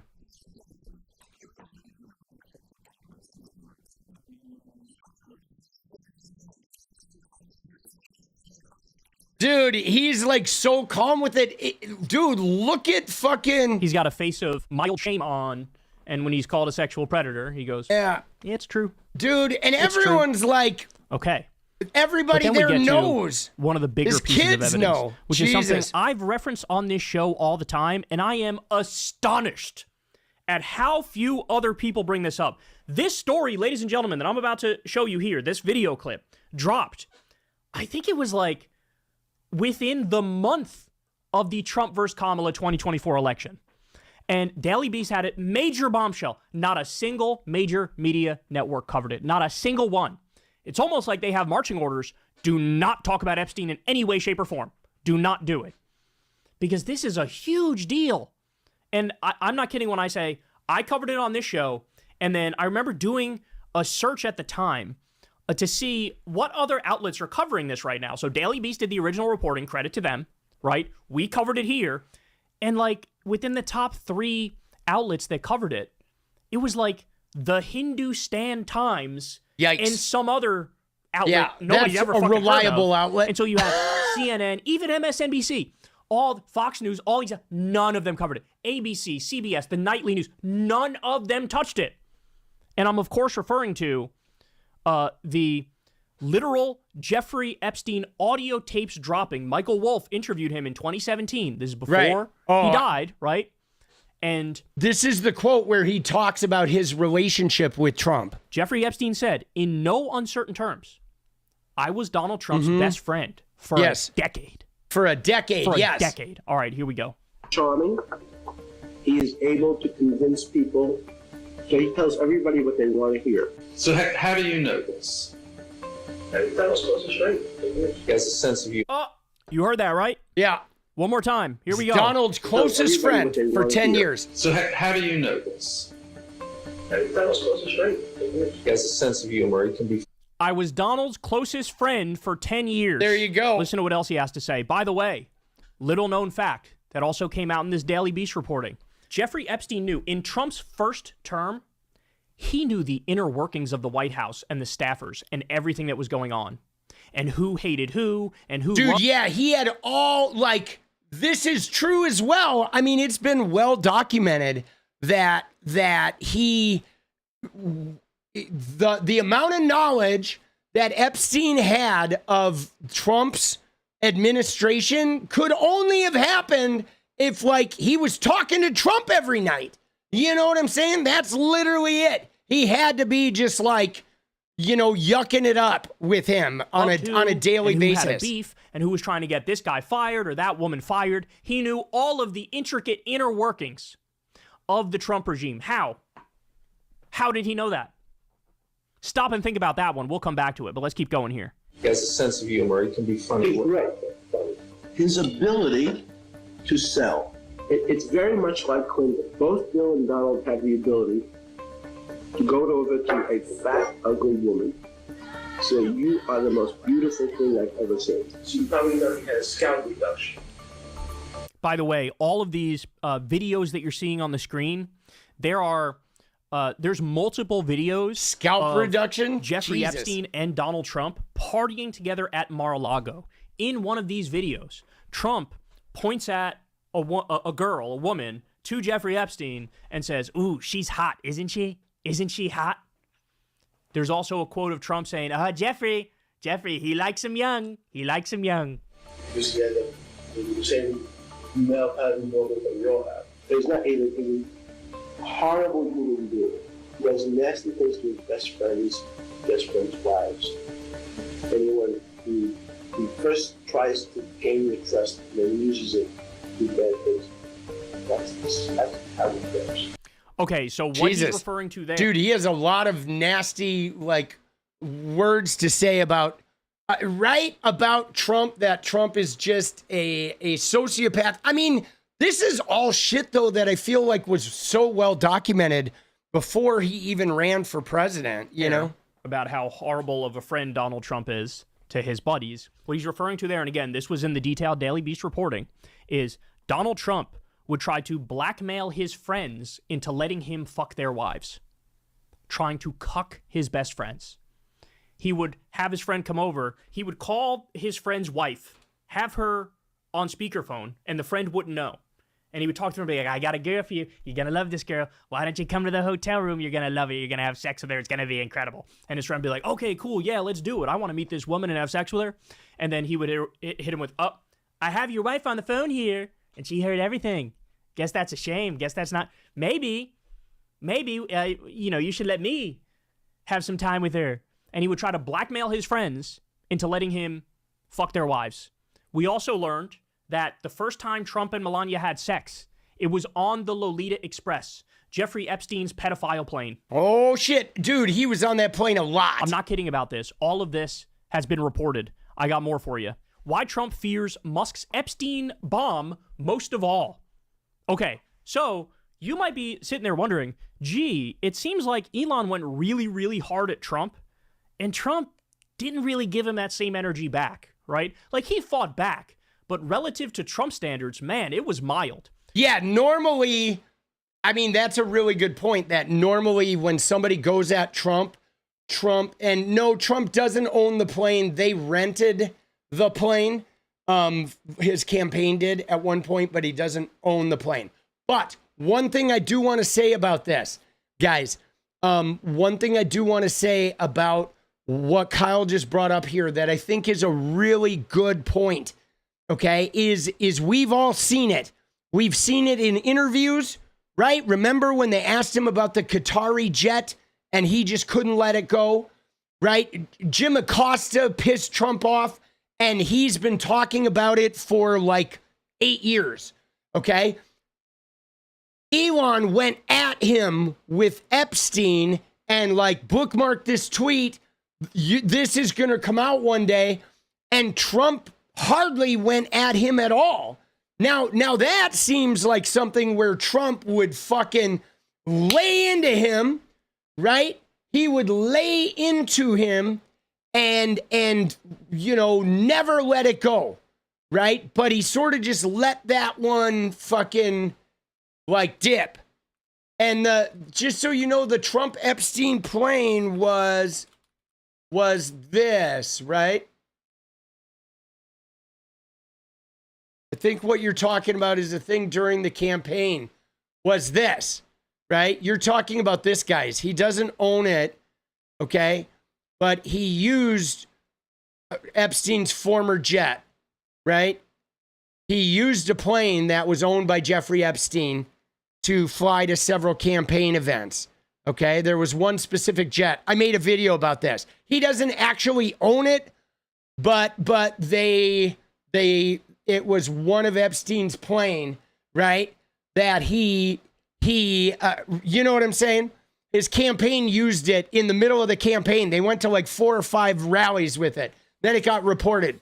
I made a video about that too. But so that's crazy that somebody coming at Trump as hard as Elon did, and he didn't even really react in a major way, which is pretty telling. You have Elon saying, I'm the reason you won the election. You couldn't have won it without me. You have Elon saying, the reason you didn't release the Epstein files is because you're in the fucking Epstein files. And Trump's like, Elon's gone crazy. He's gone crazy and he's doing drugs. He's doing a lot of drugs. And maybe I'll cut off your subsidies. Very mild by Trump standards, right? Usually he verbally beheads somebody and ruins their life. But he hasn't gone all that hard. Why? Well, you're about to learn right here. So Michael Wolff weighed in after the feud between two of the world's most powerful men, quote, escalated into nuclear territory. Listen to this. Donald Trump and Elon Musk's war has reached critical mass, according to author Michael Wolff. Musk just dropped one of his biggest bombs yet. Wolff appeared on an emergency episode of the Daily Beast podcast with 𝗙𝗍𝗍 on Thursday to discuss the jaw-dropping developments between the world's richest man and America's commander-in-chief. Following days of fiery barbs from Musk, Trump finally retaliated on Thursday, prompting an all-out escalation from his former pal. In an afternoon post on X, Musk wrote, it was, quote, time to drop the really big bomb. The billionaire claimed Trump is in the Epstein files and that this is the real reason they had not been made public. Have a nice day, DJT, he added. Wolff said the feud had escalated into nuclear territory. According to Wolff, the best-selling author beyond multiple books chronicling Trump's rise, Trump and the disgraced financier Jeffrey Epstein were the best of friends for 15 years. They shared girlfriends, they shared airplanes, and business strategy, he claimed. Wolff claims he has seen damning evidence from those years that Trump would not want made public, including alleged lewd images of Trump and the sex offender who died by suicide in a New York jail cell in 2019 ahead of a trial on sex trafficking charges. Here's what Michael Wolff says. Listen to this. Quote, I have seen these pictures. I know that these pictures exist and I can describe them. There are about a dozen of them. The ones I specifically remember is the two of them with topless girls of an uncertain age sitting on Trump's lap.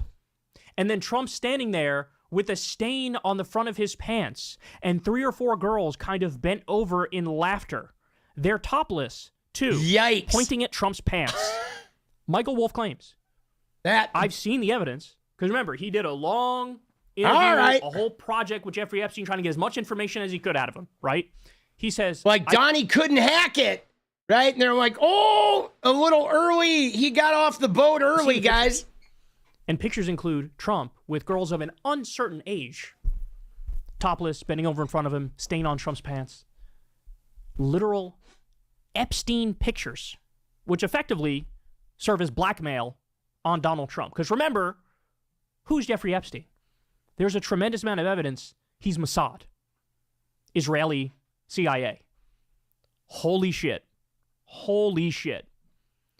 There's been, it's been recorded that Epstein had met with a former Israeli prime minister on multiple different occasions. You have an ex of Jeffrey Epstein saying he used to brag about being Mossad.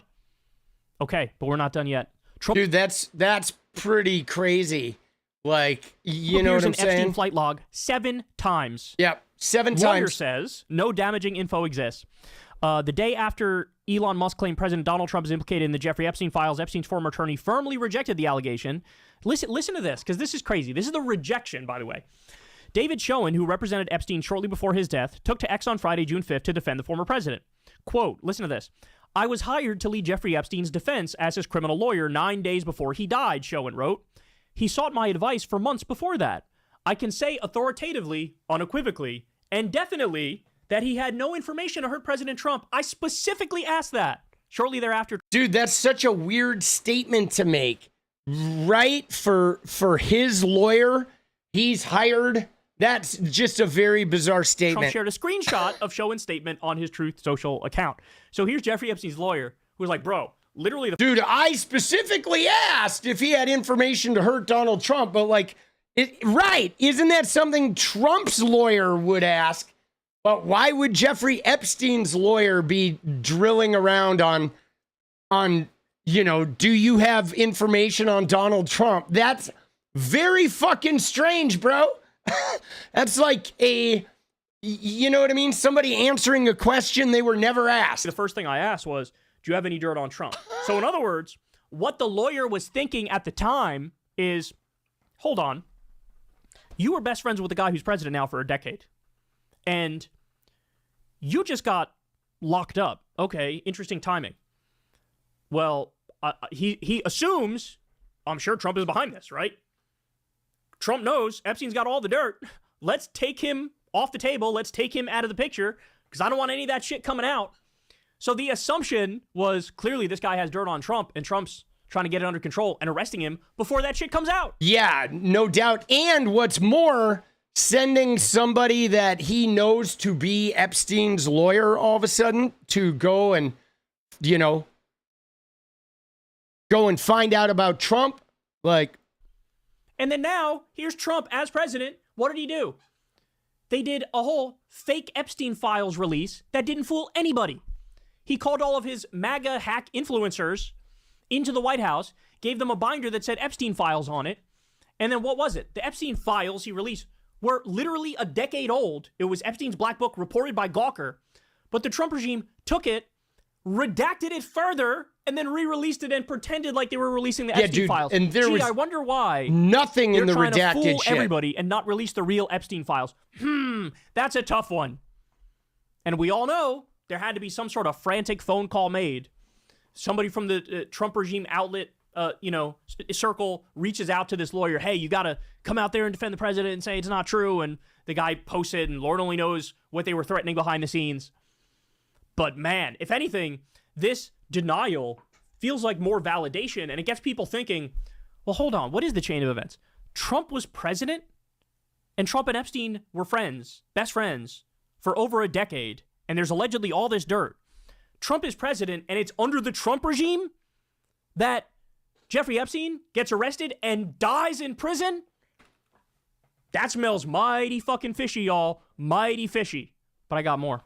You know things are rough for you when there's literally an entire Wikipedia page to your sexual misconduct allegations.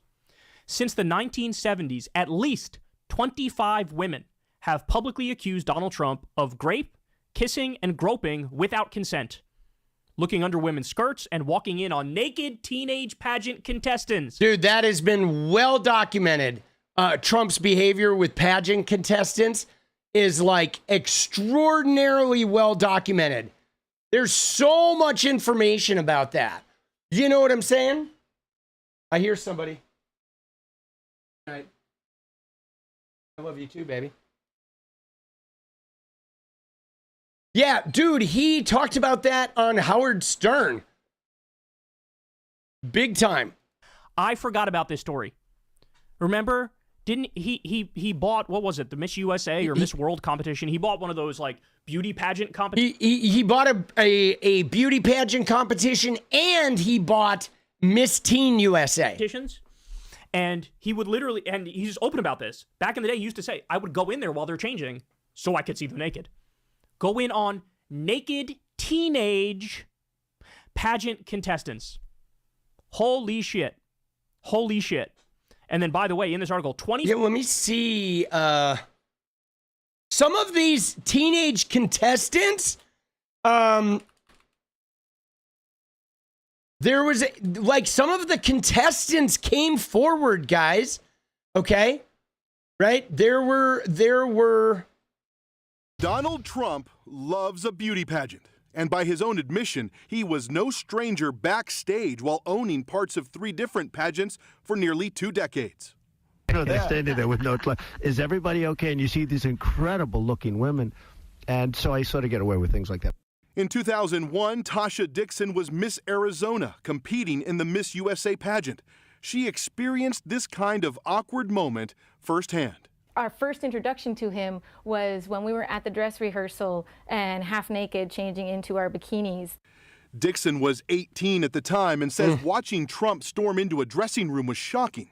To have the owner come waltzing in when we're naked or half naked in a very physically vulnerable position, and then to have the pressure of the the people that work for him telling us to go fawn all over him, go walk up to him, talk to him, get his attention. While naked. Now, what's crazy to see what you say there, 𝗙𝗪𝗏, it's crazy how normalized this all was. This is what I want to, like, relate to you guys.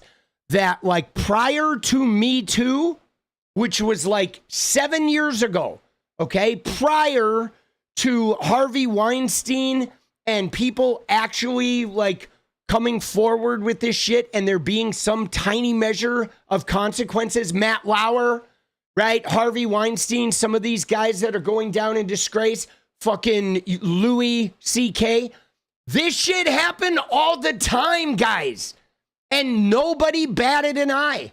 Like in the 90s, me in the 90s working in a restaurant in LA, I can tell you multiple times I saw out on the floor, on the restaurant floor where the tables are, where everybody could see, a waitress ringing in a check and the manager come up and just press his body against her or like lick her neck.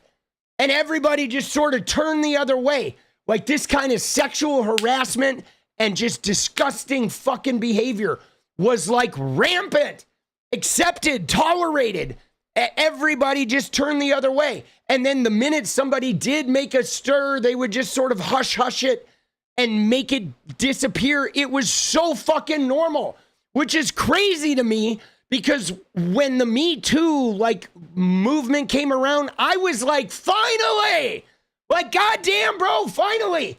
But now Me Too, men are like, oh, no, I can't even talk to a woman and I'm going to get charged with sexual assault. They want to like end the Me Too movement. They want to go back to those days when they could just be douchebags. But it was like rampant and right out in the open and tolerated and encouraged, right? Like other male office members would egg each other on to engage in this kind of behavior. and women had no choice but to put up with it, or they were instantly fucking fired, bro. And so it makes me so fucking mad when I see this like pressure against the Me Too stuff, because we need more of that. Like, this shit is rampant. Like, rampant, man. Who do you complain to? He owns the pageant. So there's no one to complain to. Everyone there works for him. In 2005, 4 years later, Donald Trump bragged to Howard Stern about what he could get away with since he owned the pageants. The conversation uncovered by CNN's K-File. I'll go backstage before a show. Yes. And everyone's getting dressed and ready and everything else. And, you know, no men are anywhere. And I'm allowed to go in because I'm the owner of the pageant, and therefore I'm inspecting it. You're like a Everything is doctor. good. Later in that same show, You're like Trump a is asked if he'd doctor. ever had sex with Miss USA or Miss Universe contestants. Never comment on things like that. You know, Give us the first history letter. has The been- first letter of the country you had sex with. How many letters are there? This comes just weeks after Hillary Clinton brought up Trump's attacks on former Miss Universe 𝗙liche Machado. Trump once described her as Miss Piggy and then told his Twitter followers to find her sex tape. And another video where Trump is seen interviewing Playboy playmates and basks in the glow of a question from CNN's Jeannie Mose. And have you ever dated a playmate I refuse to answer that question. on the grounds that it may be true? It may be true. Tasha Dixon says she's speaking out so voters can get a better understanding of Donald Trump's personality. Yeah, if you guys watched the morning show, right? Did you see that show? There's a show on Apple TV or Hulu, one of those. I think it might be on Apple TV. It's called The Morning Show. It's got Reese Witherspoon and the guy who plays Michael Scott from The Office. I can't remember his fucking name for some reason. And Billy Crudup and Jennifer Aniston, right? It's a pretty good show. I mean, it's very soap opera-y, but that show was based on Matt Lauer. And they have the button. Matt Lauer, he did have a button. It was not allegedly. He had a button at his desk that could lock the door. And so there was like, he had all sorts of, you know, gnarly relationships with really like, you know what I'm saying? Like these guys, what it is usually with the people in power, it's like powerless people, right? You have somebody who's like a network anchor, and they're having sex with like the intern where she's like 18, 19. She's like now, you know, fucking around with the major star, but like he has all the cards. Like she can be fired and blackballed from the whole entertainment industry unless she relents, right? And that's the power dynamic that's so fucked up.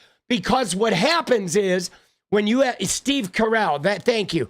When you have that kind of power, like if you are the network anchor, okay, like Matt Lauer was, and you are asking a 19-year-old intern to come back to your hotel room, and she gets there and you're asking her for sex, she does not have the power to say no in that moment, right? She may be thinking it, but she knows if I reject him, my career is over. And I probably won't get a job at any network. Not only is my career over at, you know, CBS, but I'm not going to get a job at ABC. I'm not going to get a job at NBC. So I either have sex with this guy and just sort of deal with it, or I'm going to have to go get a job as a fucking weather woman, a weather girl at some West Virginia fucking podunk station, right? And that's why they go after those people. They go after the people that afford them that kind of power. It's a fucking disease, right? These essays are not about sex. They're about the power dynamic, okay? Always. And so it's very much that's why they go after the 19-year-old intern, because she just can't say no. And she knows she can't say no. Right? She knows it. And then they try to twist it. Like, oh, what are you getting mad about? You think I asked you up to my hotel room not for sex? You knew it was for sex. You knew what this was all about. Now you're just trying to entrap me. You're trying to like blackmail me. They kind of like spin it on the victims. It is so toxic, guys. It is like abuser 101, man. It is so shitty. I'm telling you, Donald Trump owned the pageant for the reason to utilize his power to get, around beautiful women. Clinton Lewinsky, Clarence Thomas, and Anita Hill, right? It's like, it is just the age old, man. It is the age old, boss. Right? But let me find, there is another one where the teenage contestants, right? Right here. Oh no, that's the one who says he was a gentleman. There's some who've come out and said, oh, he was really, really good, right?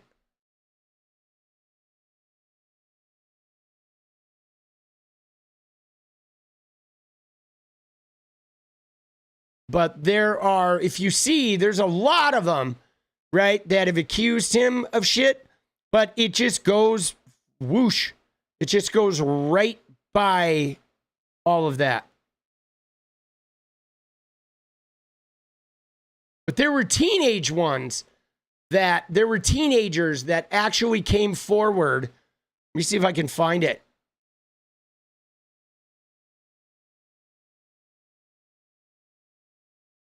Right here. At least 4 women who competed in a Miss Teen USA beauty pageant told BuzzFeed News that Trump walked into their dressing room while the contestants as young as 15 were undressing. Mariah Bellato, the former Miss Vermont Teen USA, said that Trump caused a panic in '97 when he barged in unannounced as the young women were changing. She says Trump shrugged off the intrusion, saying something along the lines of, "Don't worry, ladies, I've seen it all." Okay, 3 other beauty queens fucking said the same thing. These are teenagers. These are underage girls. They recalled the girls hurrying to cover themselves, one calling Trump's behavior shocking and creepy. Okay, dude, these accusations have been like out in the open. Okay. And what's more though, dude, SK, let's go. Let's go, baby. Thank you for the sticker. You know what I mean? I mean, this shit has been common knowledge. All right. It's been common fucking knowledge that this kind of shit has gone down, dude. Right? Dark Bandit. Oh shit. Dude, this shit is fucking crazy, right? I mean, and I don't know how this guy ever even got elected. You know what I'm saying? It's fucking bullshit, but whatever. 5 women, at least publicly, have accused Trump of grape, kissing, groping without consent, looking under women's skirts, walking in on naked teenage pageant contestants, and then they go on in this to go through the list of all the allegations. You have Ivana Trump. Dude, he assaulted his wife, Ivana, right? Sexual assault on her and dragging her around by her hair. She ended up dropping the charges, but... there were some allegations from literally one of his wives had an allegation of grape.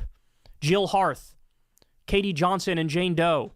E. Jean Carroll, of course. That's the one where he had to pay a civil penalty because that went to court in New York and he lost. Summer Zervos, Alva Johnson. The list goes on. Jessica Leeds, Kristen Anderson, Stacey Williams. Yeah, dude, there's like so many people on that page. I mean, if you've seen that, I looked at all this when I made the 1,000 reasons to not vote for Trump. It's definitely worth a spin if you guys want to look at this because it documents a lot of these. Now, there has been a long history of these long before he became president, right? And you know what I'm saying? And they're contestants on The Apprentice. They're people from his beauty pageants. Okay, there have been, and a lot of this came to light, especially once he ran for president, and then more people came forward. And yes, that is the wife buried on the golf course. That's Ivana. So the way it is, guys, if you look at his family, Don Jr. and Ivanka and Eric are Ivana's kids, okay? Donald Trump married Ivana, okay? Let's go back up to her allegations, okay? So Donald Trump married Ivana, And then he had Don Jr., Eric, and Ivanka. Okay. Then his personal assistant or whatever was Marla Maples. He started having an affair with Marla Maples. He broke up with Ivana, and he married Marla Maples, and then that's Tiffany's mom. He had Tiffany Trump with Marla. Then he ended up leaving Marla, and eventually he was with Melania, and that's where they had Barron. So that's how the kids, right? Which is why Tiffany is like in this weird thing, right? This weird thing. How do they have black hair? I mean, it happens, right? You know what I'm saying? It happens. But isn't that crazy? That shit is nuts. But yeah, she, right here, she had several things, okay, of like claiming that he like sexually assaulted her, okay, with Ivana, where times where he would, you know, because even in a marriage, you know what I'm saying? Even in a marriage, you can't fucking, you know, you can't, if a woman says no and you do it anyway, that is assault, guys. Even if you're married, women still are allowed to like consent or not consent to sexual activity. I know a lot of guys don't think it's that way. They think that once they're married, then consent disappears. I mean, when you think about it, guys, you ready? Think about the concept of marriage, okay? It's so dumb, right? The only reason marriage exists is for men to be able to make a woman their servant, where they get sex basically as much as they want. Because for a long time, spousal rape wasn't even a thing, right? So marriage was like a guy goes out with the pretty girl, gets her drunk, gets her pregnant, boom, they get married. Now she's his slave for life. She raises his kids, she cooks and cleans for him, and she has sex with him all the time, even if she didn't want to. Because the pressure to marry was like, the social pressure was insane, okay? In the 40s and in the 50s, you know what happened if a girl got pregnant and she didn't like marry the guy?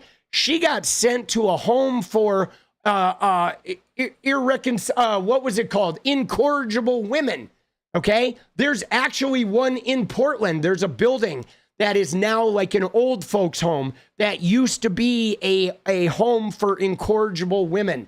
And that was basically women that got pregnant or underage and wouldn't get married, right? That's what they were. Or sometimes their dads or their brothers got them pregnant and they couldn't come out with it. And so they got sent to homes for incorrigible women. It was also women that had, you know, whatever, personality disorders, but it was a big reason for women to be able to, for women to be entrapped, and or you go to a fucking mental health facility. Now, when you think about it, guys, okay, when you think about it, and what somebody mentioned in chat, how they couldn't have bank cards, women couldn't have their own credit cards. It was really hard for them to hold a job. So women financially were also trapped in the home.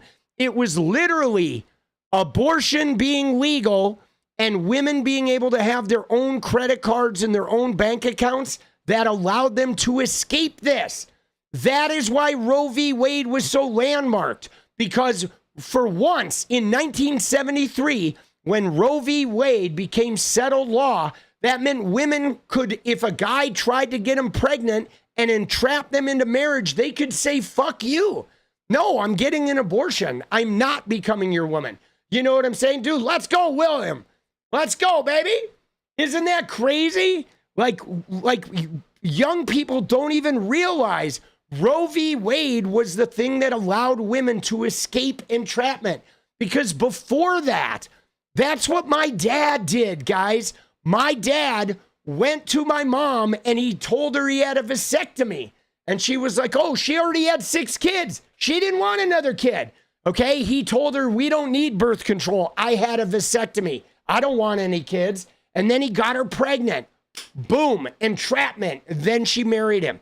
It happened all the fucking time. And there wasn't really reliable birth control right? And birth control isn't completely reliable. Some women will use sponges and guys will just go poke a hole in that shit. Diaphragms, like, dude, this shit is fucked up. Like, literally, guys getting women pregnant in order to entrap them in marriage was like, that was the technique, okay? It's the dirty little secret that nobody wants to talk about, but that was how they got their wives, okay? Some guy who is just a schlump would pick the prettiest girl, like beg her into like, oh yeah, come one date. Just one date, and she agrees to it. He gets her drunk. He fucking basically SAs her, gets her pregnant. Boom. Wife for life, bro. Like, what the fuck, dude? You know what I'm saying? Yes, meet a woman, get her inebriated, get her pregnant, have a caretaker and a sex partner for life. And there weren't even laws about spousal rape, so the woman could never say no. You know what I'm saying? Like, women had the shittiest fucking lives in this country, bro. And men were allowed to be predators. And Roe v. Wade changed that. That's why they want to take away Roe v. Wade, guys. They want that world back. The men, the male evangelicals, they want that world back. That power to be able to pick their bride, get them pregnant. That's why they want to go after birth control. They want it right. They want to make birth control hard to get. They don't want sex ed, because it allows them to exploit that power dynamic and get some 18-year-old bride for life. You know? Dude, it's so gross, man. This shit is gross. Like, people don't even realize abortion is not just about, you know, not having a baby. It is about the difference between a woman being able to opt out of a life that she doesn't want with predatory fucking men, man. It is like, that's why after Roe v. Wade, women started being able to, they started having top jobs and shit. They started becoming the boss. They started owning their own companies. Why? Not because, oh, I don't want to have kids and it's a career over kids thing. It was like, no, they were no longer entrappable, okay? Because a lot of times guys would try to entrap women at like 18, 19. Right? A guy sees a really industrious woman and he's like, man, I don't want her to be the CEO. I want her to be fucking taking care of me for the rest of my life. Dude, it's bullshit. It is. It's bullshit, guys. Yeah. All right. But anyway, we gotta keep moving. All right. I've got some other shit I gotta cover. Thank you to Kyle for the assist. We appreciate you, boss, but we gotta move on. I gotta not get bogged down because we got other things to attend to, dude. There is a little bit of hog watching I want to fucking look at. All right, let me find the tweets or the TikToks. Yeah, man, it's like, again, it comes down to a lot of this culture of predatory shit. Okay, let me get this up here. See what we got. I've got some. Maybe I'm a gangster. All right.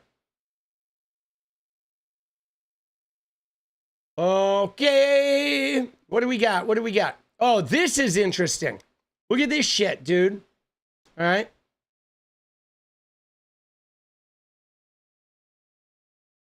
All right. First off, dude, watch this.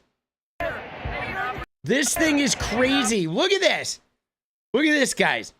This is more of this MAGA shit, okay? This is a fucking, it's a soccer match, okay? It's Mexico and the USA, and we have a MAGA dude over here, which we know, look at this guy. We know this guy is King MAGA, who gets like pissed at a Mexican guy holding up the Mexican flag in a soccer match. It's like, really? Like, where are we living? I know Mexico won. And watch this guy. Watch this guy get all torqued, dude. Dude, he is, man. He is such a clown. Like, what is going on with these people? And he says, be respectful. You see that guy? Be respectful. It's like respectful, like, homie, You think this stadium belongs to you? Be respectful. Like, if you're a fan of Mexico, you can't pull up the Mexican flag. How is that disrespectful? Right? You know, you go to, what is he even talking about? Have you ever watched the fucking Olympics there, numbnuts? The be respectful thing is crazy. The sense of entitlement, this sense of like ownership now, where some of these MAGA shitheels behave as though they own anybody who's not a white Christian MAGA person, right? Like you now, because you're MAGA and because your dickhead rapist president won by 1.4%, you all of a sudden think that you own the country. And now, like, oh, yeah, oh, what are you doing? You're wearing a Kamala Harris shirt? No, you got to be respectful. This is Trump country, right? Dude, this shit drives me nuts, man. The way he says that. Be respectful, right? Be respectful.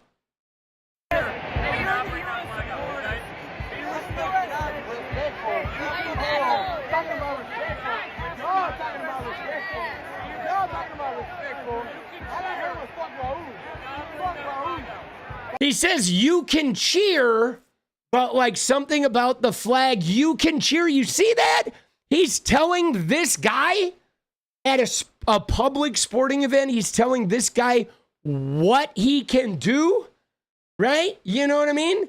Like, what are we fucking talking about, dude?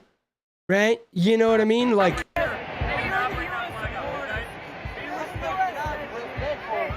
Dude, what is this guy, though, dude? The guy who's wearing the flag? What is this guy doing, bro? Right? Like...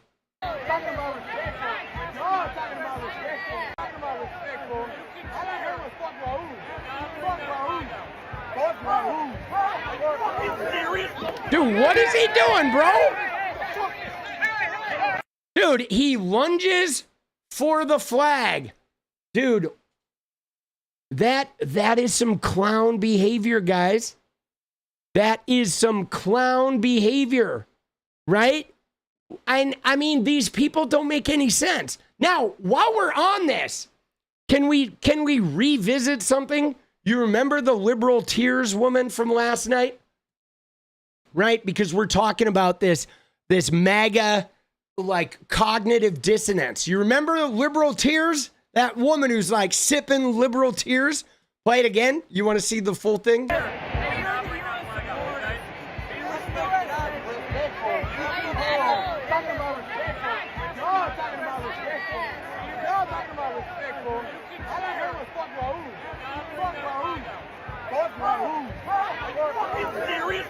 He says, you can cheer, but do not bring that flag out. Bro, dude, what the hell, boss? What in the hell is that? You can cheer, but you do not bring that flag out. That's outrageous to me. This behavior is outrageous. The entitlement, the sense of like, and what's more though, guys, is there's a cognitive dissonance, right? Because what's crazy about it is if you look at this, right, he's like all worried about flags. They're all worried about flags and respect of the flag. But this guy's wearing a flag like a fucking, like a shawl, right? He's got that shit cut up and tied around him and shit.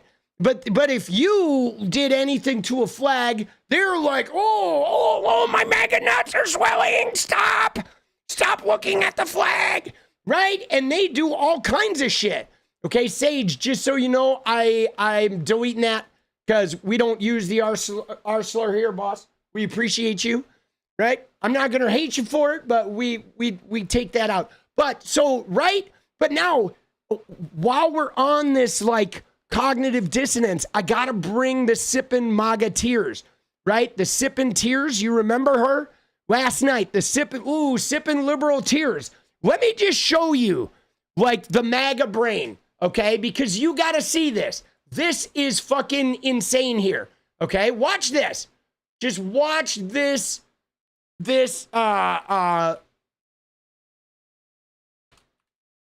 This is crazy. Okay, let me just show you the typical MAGA logic. Okay, because these people, they're so inconsistent and they're so like off their fucking rockers. So we saw the clip yesterday. I made a video about it today. This woman who's like, hey, Democrats, the big, beautiful bill. She talks about sipping MAGA tears. But we looked at her page and she is like the queen of MAGA, right? She's got this American flag, you know, painted on the wall of her fucking driveway. Okay.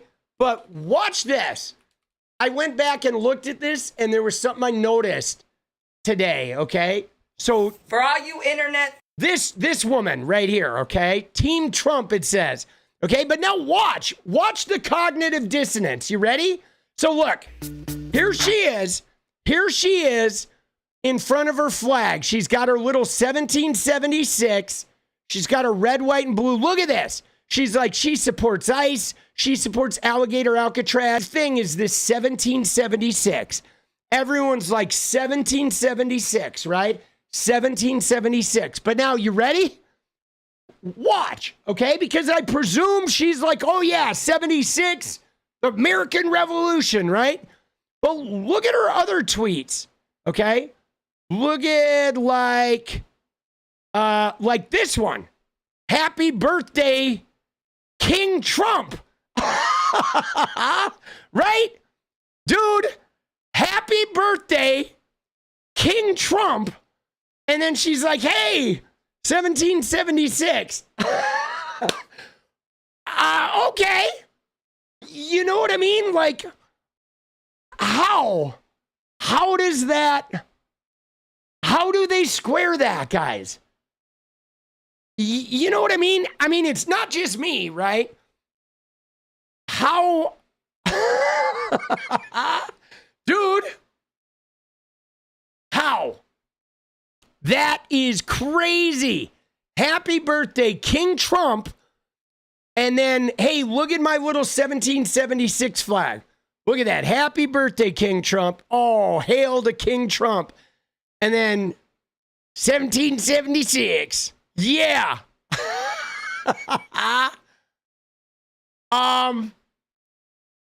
Okay. Right? I mean, that is some funny shit, bro.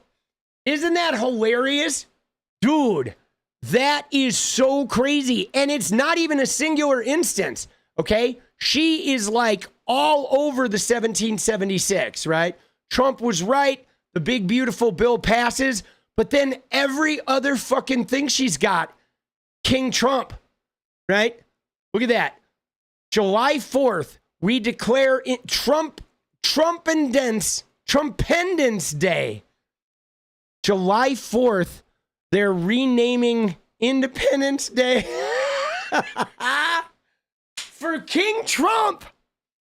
Like, bro, I mean, I know she looks a little touched, right? She does. She looks a little touched, but this is wild.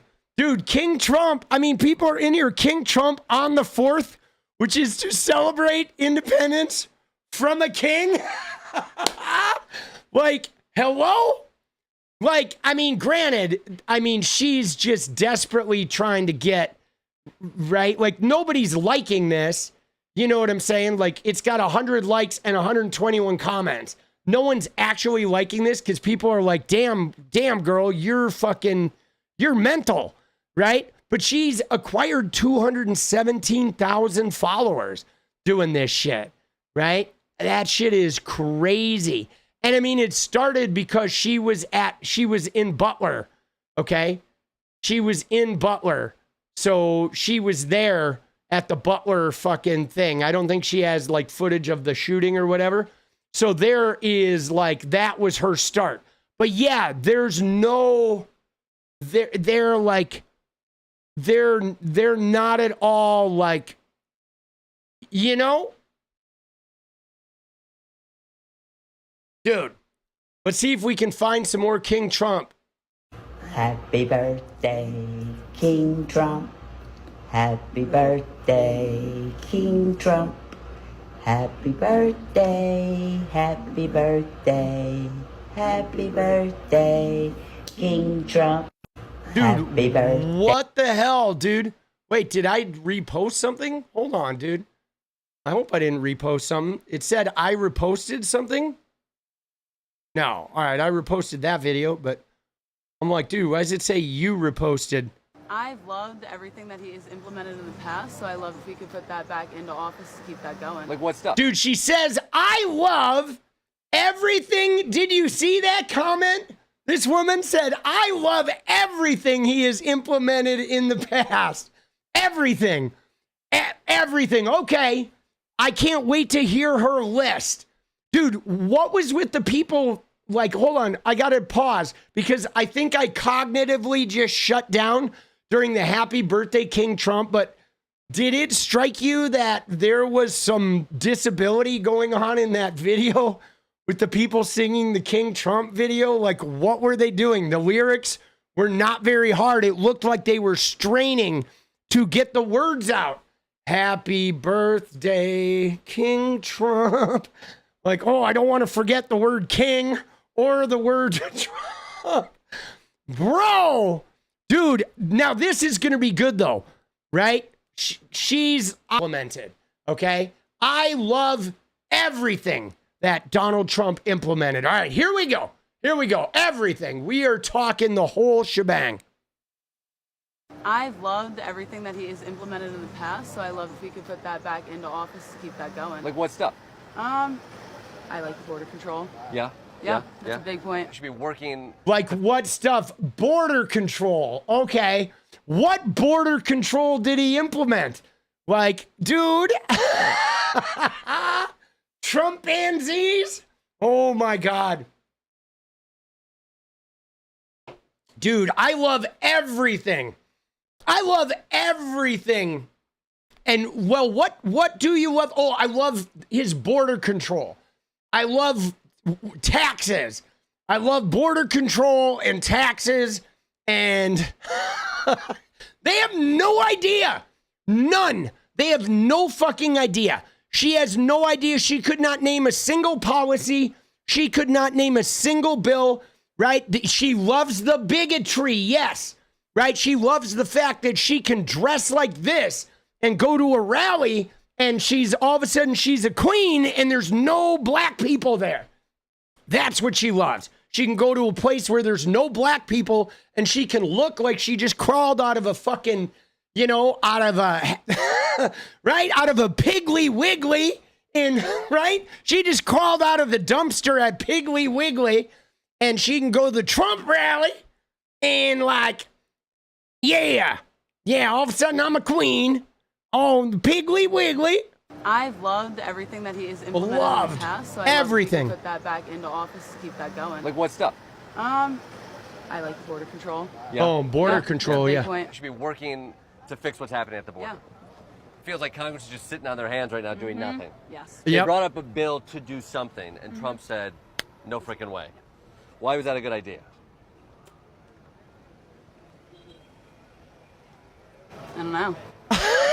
Trump has been talking right now about, he says he thinks he should be immune. Dude, you like that? The Piggly Wiggly reference? Dude, I grew up in a small town, bro. I've had a Piggly Wiggly, dude. Dude, you like that? I bring it in. She had no answer there. I don't know. I don't. Why would he kill the border bill? Let me chew on that for a minute. Let me chew on that for a second. How do we get to Piggly Wiggly? From here. Oh, I don't know. I don't know.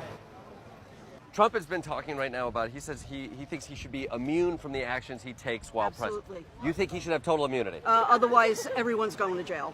You're fine with Trump as king? Yes. Trump as king is good.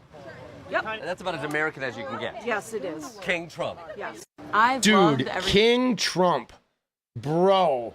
You haven't seen a Piggly Wiggly in decades? Dude, let's go, baby. Dude, yeah, well, so, I mean, it's mostly about the bigotry. I mean, let's be honest, guys. It is mostly the bigotry. Even though we can't say it, they won't say it. Everybody dances around it. This is why they get so mad when you call them, like, say that they're being racist.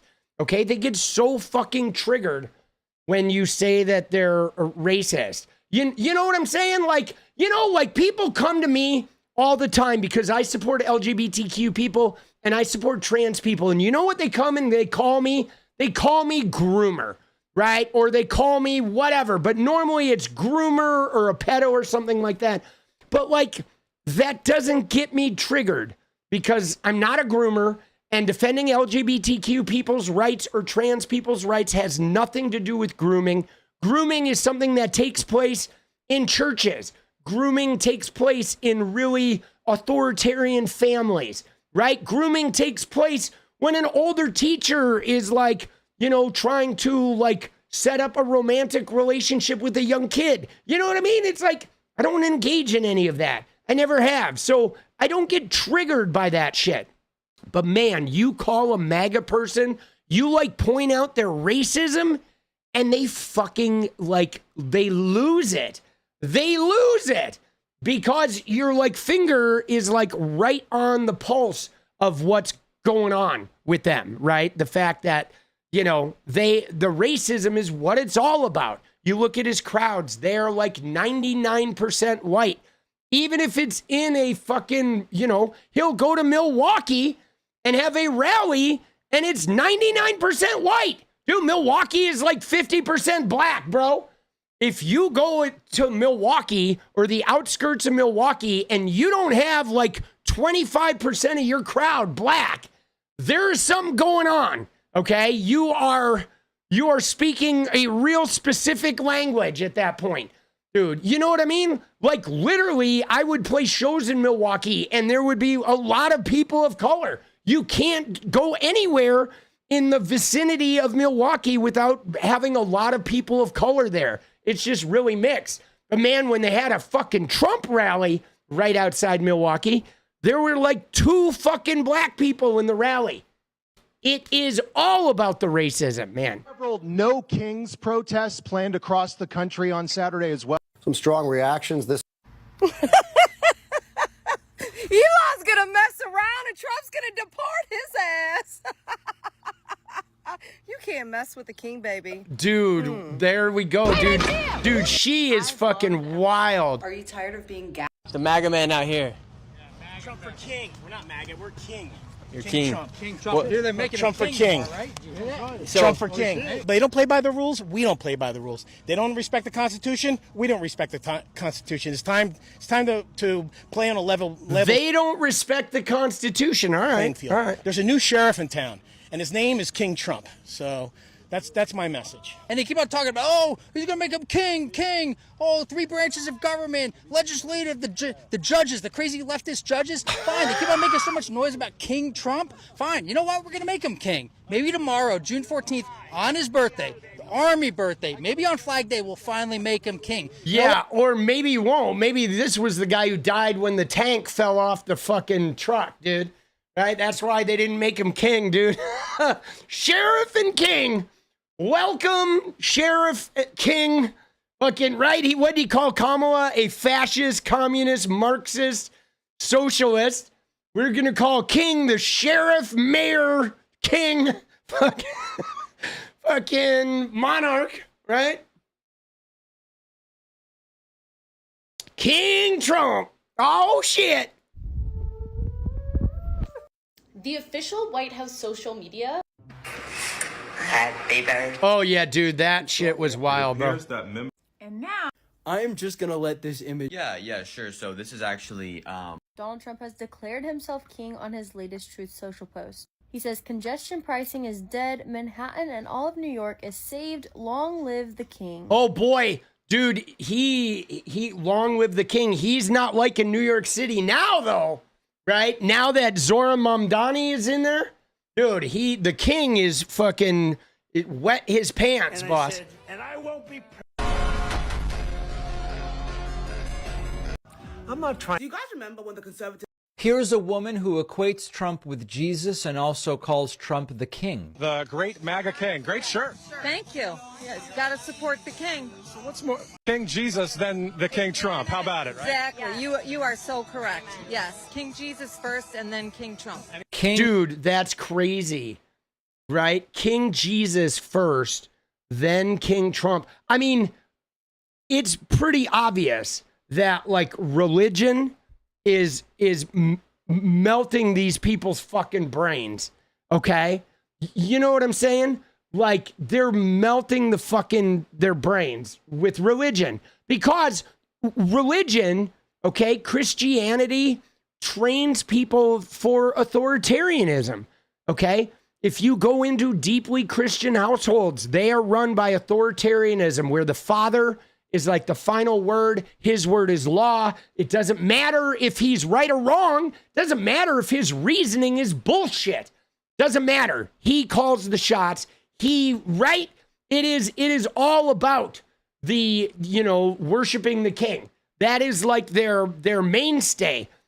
So then, anybody who comes in and decides we're going to make Christianity the focus of this, they're like, okay, right? You can have complete power over me as long as you have a cross and you're talking about Jesus. Talking about Jeebus. Oh, please be my king, daddy. Oh, Jinky, where's your neck? Right? King Jeebus. Trump, they do see him in that way, and it is all, of course, part of the cultishness. They've also taken to brainwashing children. Here's a bunch of kids who don't know what's going on holding Trump signs. Listen to this. We love Trump! We love Trump! We love Brandon! Let's go! Let's go! Let's go, Brandon! Let's go! Dude, they're yelling, let's go, Brandon, and we love Trump, and they don't even know what they're fucking saying. And it's especially dirty when you consider that Trump would probably like peek under the skirt of these fucking girls. And you know what I'm saying? Like, Jesus Christ, bro. All right, let's go, Brandon, of course, which means F Joe Biden. Here's a woman who equates Trump with Jesus and all this. Dude, shit is crazy. This happened today, and it's becoming less. So this is really who Donald Trump chose as his running mate? I'm a never Trump guy. Dude, that girl still is doing nothing but that dance, bro. I don't know how she does it, dude. She's been doing the Never Trump dance. I mean, she's getting a lot of views. I just couldn't do it. I don't know how she does it. She's like becoming a fucking social media star for doing the Never Trump dance. Bro, I sometimes see people do the one thing. Like the other girl who's sort of getting trapped into that is the girl who does Caroline Leavitt, right? You know, the one that does the crosses. And now she's like getting crazier and crazier with the crosses. But every like TikTok she does is Caroline Leavitt with the crosses. It's like, I can't even watch it anymore, dude. It's been so overdone, bro. It's like, holy shnikes. You know, the algorithm will fuck you up. That shit'll fucking get you.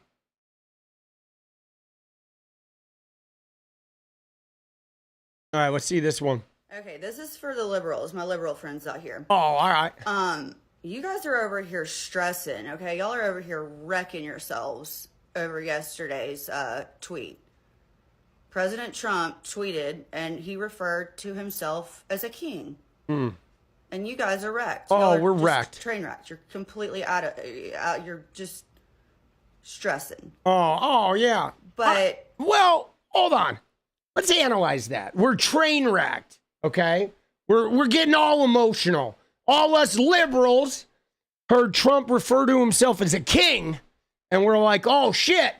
We're all fucking like, man, we're getting too emotional. We're getting too crazy, right? Well, let's think about that. Is there any reason why him behaving like this would bother us? Okay, because you guys are like, oh, he's just trolling, he's just joking. But let's drill down here for a sec. Okay, since he has been in office, he has gutted a bunch of agencies to the point of like, people are dying in floods, planes are falling out of the sky. He's like there's hundreds of court cases because he's illegally broaching the Constitution, firing employees that have unions, right? Shuttering agencies without authority to do it, constitutionally provided agencies, right? Agencies that were created by acts of Congress, like the Department of Education. He's just gutted them and rendered them useless. He has threatened colleges, Pennsylvania, states, California, Maine, right? Perkins Coie, law firms. He's threatening Harvard, all these schools and shit. You do what I say or I'm going to take your money away. And he doesn't even like give the money. The money comes from Congress. So he is taking it upon himself to like say, I'm going to starve you guys of money if you don't do what I say. And Congress has said, oh, we're good with that. You go ahead, Donnie, knock yourself out. And then the Supreme Court has given him immunity and said, go ahead, Donnie, knock yourself out. And then he's taken U.S. citizens and deported them. He's taken people who've committed no crimes and sent them to an El Salvadorian prison for life.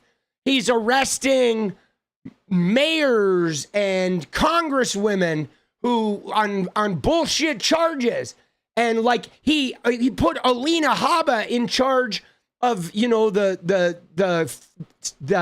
federal attorney in New Jersey, the attorney, right? And she's like saying, oh, we're going to start prosecuting liberals.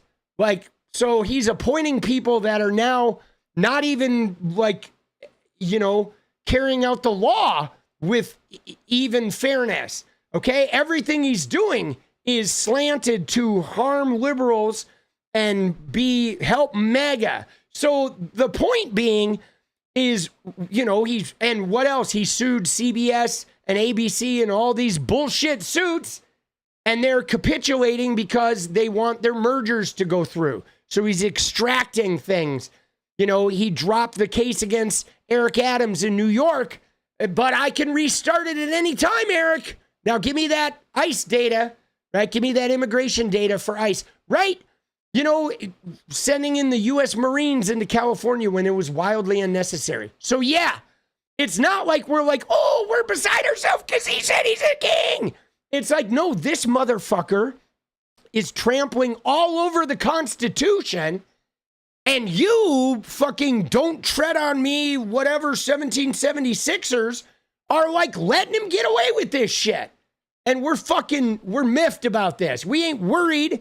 You know what I'm saying? We're not like, oh, we're not wrecked. We're fucking pissed. Like, what the fuck is going on? When are you dumbasses gonna stand up and not behave like a bunch of edgelord cucks? When you guys want to be referred to as something like a unicorn or a doorknob or a unicorn or a doorknob. Oh, there we go. Like, oh, transphobic much? You somebody who genital checks at the bathroom door, you fucking horse-faced individual, right? Like, what the fuck was that? A unicorn or a doorknob? Yeah, that's really been common. I know a lot of people who refer to themselves as unicorns or doorknobs.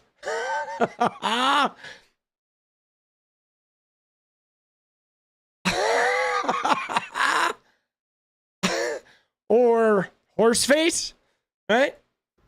That probably getting deleted. I don't know. Whatever, a tree. We respect that. Seriously. We do. In all seriousness. We respect your pronoun. Yeah, you clearly respect it because you pulled out the unicorn or the doorknob or the right? You respect it so much that you pulled out unicorn, doorknob, and tree. Right? You respected so much that you pulled out these insane fucking things, right? Hold on. I think I can make this better, dude. I'm going to show.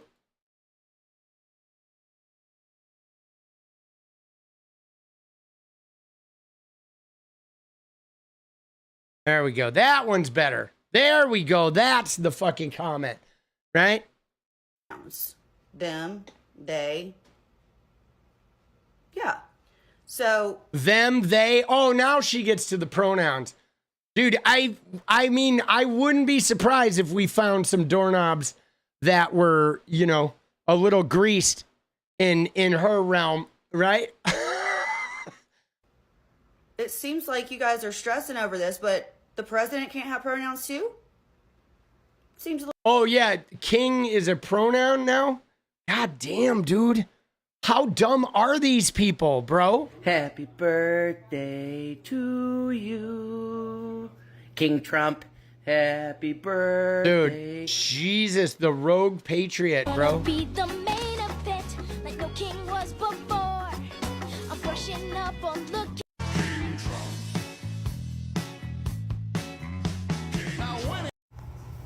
Dude.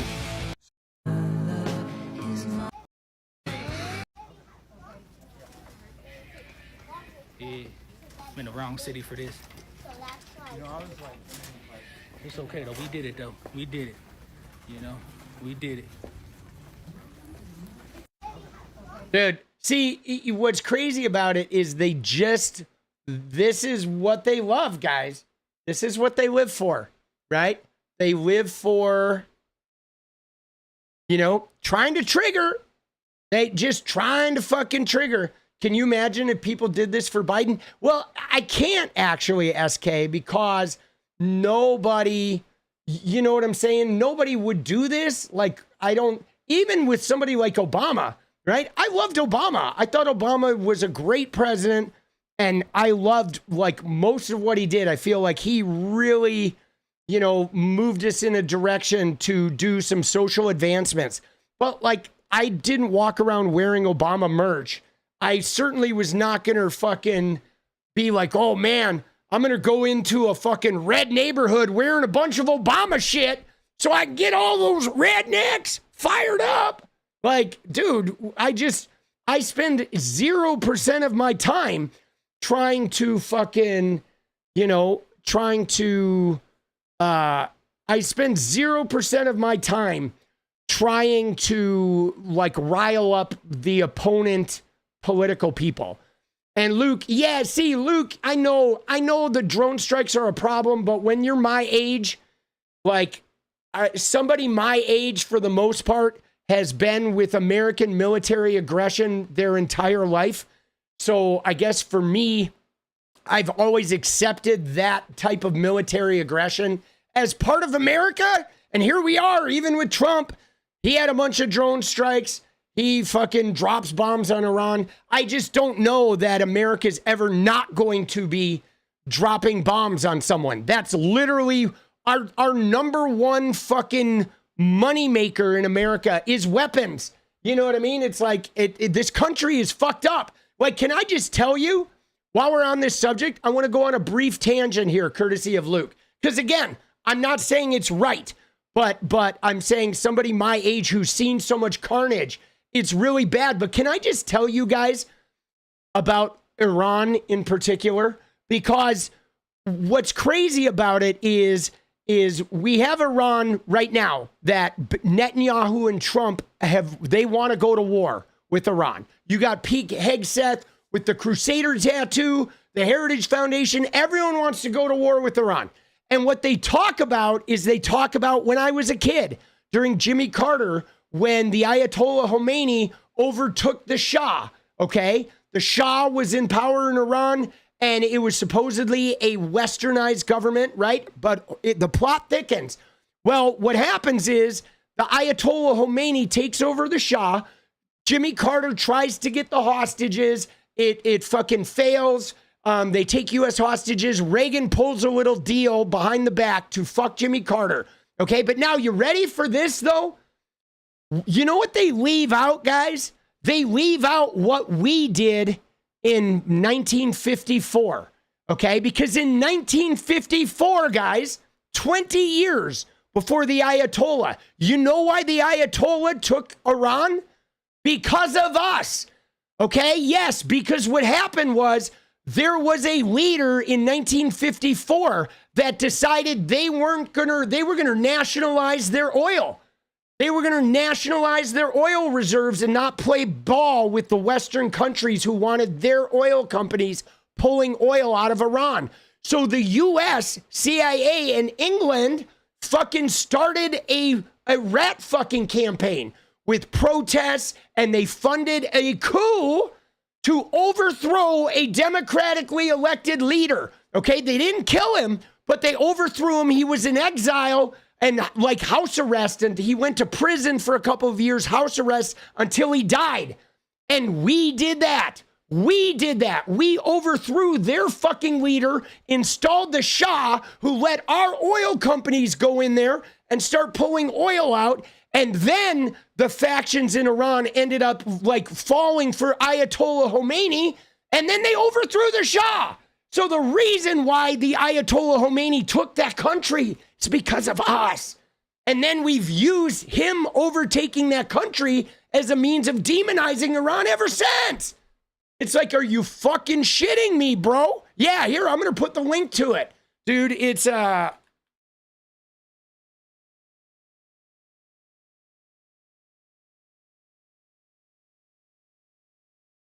here. Oh, it's 1953. Okay. It was Mossadegh, right? Mohammed Mossadegh, this guy right here. I know, I saw you putting it in chat, right? Thank you, Ordek. But here, dude, it's crazy. Okay, this is the fucking shit, and this didn't come out. We didn't acknowledge our role in this until, like, you know, during the Obama administration, which is why part of the reason Obama like gave them, unfroze their resources and all this, because they were trying to like make good on the fact that we've been doing this shit for fucking, you know, 70 years between Israel and the U.S.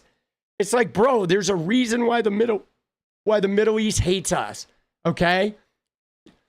Dude, this is fucking nonsense, boss. And now we're still fucking, right? And where else did we do this? We did this in Cuba. We did this in fucking, you know, Guatemala. We did it in fucking Venezuela, Chile, like everywhere in fucking South America, practically. It's like, goddamn, bro. And what's more is with the Iran-Contra during Reagan, right? There were the Contras down in, I believe, Honduras, or was it Nicaragua, right? You had the Contras and El Salvador and Nicaragua, and they were like, Ollie North was like fucking feeding Iran and the fucking rebels down in fucking South America. It's like, bro, we everywhere that has tried to do socialism, everywhere that has tried to have their own democratic leadership that was like where we wanted their resources, like we literally flipped Iran upside down and created a fucking strife that they have been in for 70 years because we didn't want them to have control over their fucking resources. It's their oil. But we're like, no, actually, it's our oil. We need access to your oil. Dude, it's fucking bullshit, bro. Okay? America, we are fucking bullshit, man. You know what I'm saying? Dude. Trump posted long. So Donald Trump today. Oh, dude, you're a little controversial. You're talking about illegal immigration. I said it's illegal. That there are, for immigrants on the whole, Come on, try getting it out. Try getting it out. I'll get it out. I want to express the appreciation. Dude, what is this?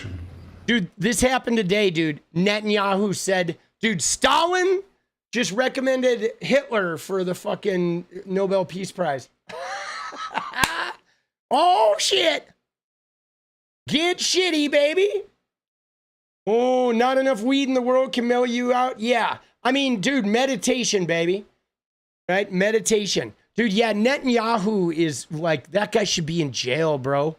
He's recommending, the guy who just killed like fucking 20,000 children in cold blood, is like recommending that the rapist get a Nobel Peace Prize. I want to express the appreciation and admiration, not only of all Israelis, but of the Jewish people, and many, many admirers around the world for your leadership. Yeah, and forget about the fact that Trump was just talking about Shylocks like 2 days ago in his little rally, remember? And yeah, the Jewish people really should rally behind the fucking guy who uses slurs, right? Jesus. Your leadership of the free world, your leadership of a just cause, and the pursuit of peace and security, which you are leading in many lands, but now especially in the Middle East. We have great opportunities. The President has an extraordinary team, and I think our teams together make an extraordinary combination to meet challenges and seize opportunities. But the President... Dude.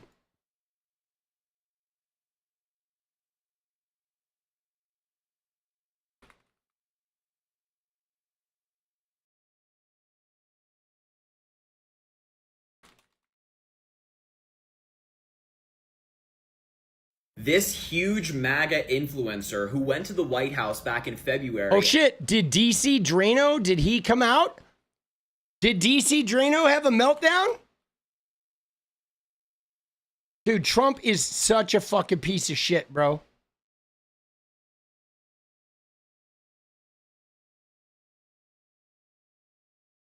Dude, MacArthur Park. Dude, 𝗙cie𝗹𝗹𝗀, you don't know shit about MacArthur Park, you fucking dumbass. All right.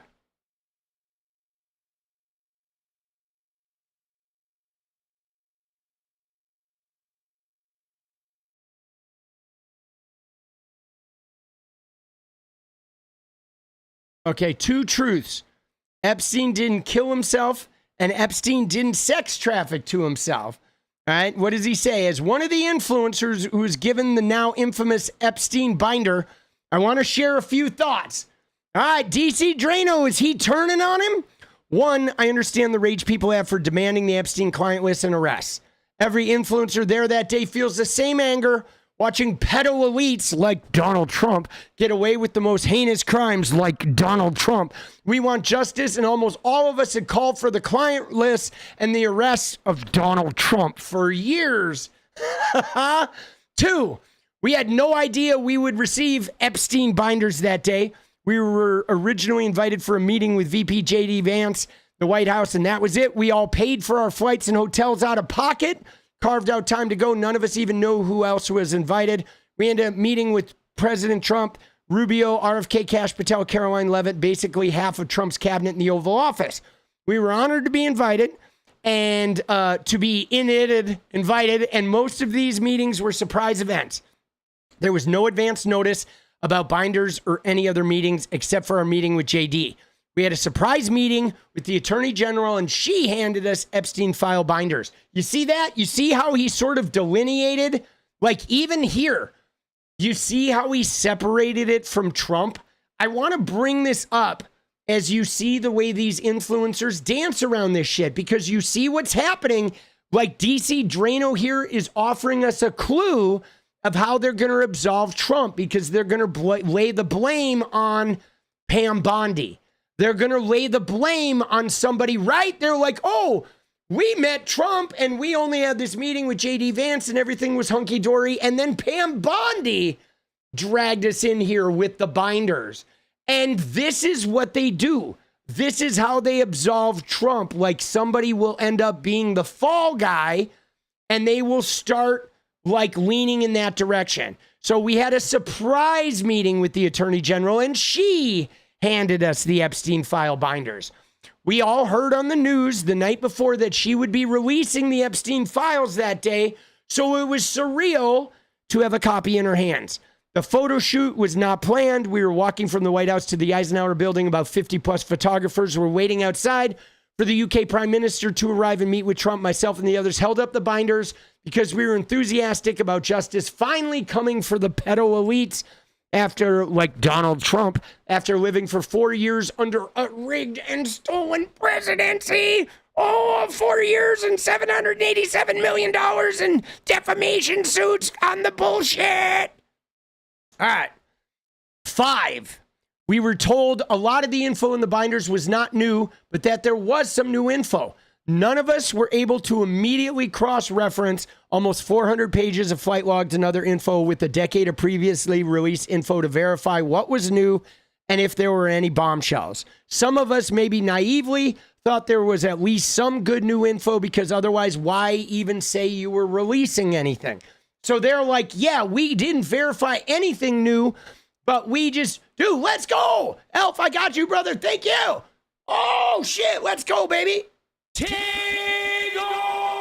Dude, I got to change the audio of that. Let's go. The big money drop. Thank you. Thank you, Elf. Appreciate you. I will definitely use that for that. But so I love this, how they're like, we weren't able to verify anything new, but we just assumed that, yeah, there was something new in there, because otherwise, why else would they say they're releasing it? So you see that shit? You see that? They're like, yeah, we didn't verify anything being new, but we just assumed it was new, because otherwise, why would they put it out there? Dude, they're like they're such fucking clowns. Okay, 6. If it weren't for 𝗙ฝุ่𝗏, we wouldn't even be having this conversation. He single-handedly filed a lawsuit to unseal Epstein records that soon thereafter led to his arrest. He was there at the White House and given a binder to say that he or other influencers are involved in a cover-up of Epstein defies logic. And Chronics, they showed the binder. I mean, he looked at it. We watched the video yesterday. It'll be in the YouTube video. The binder was just like hundreds of pages of fully redacted shit. Huge black boxes over everything. This guy, 𝗙ecie𝗹𝗹𝗀, Rogan O'Handley, he looked at it in the airport. He live streamed on Twitter looking through it, and there was like nothing in there, bro. It was like the Geraldo vault, dude. All right. 7, influencers do not control the Epstein files. We aren't the federal government. We're regular people who became outspoken activists to help save America. Dude, Elf, 20 bones. Let's go, baby. Shit, boss. Woo. Yeah.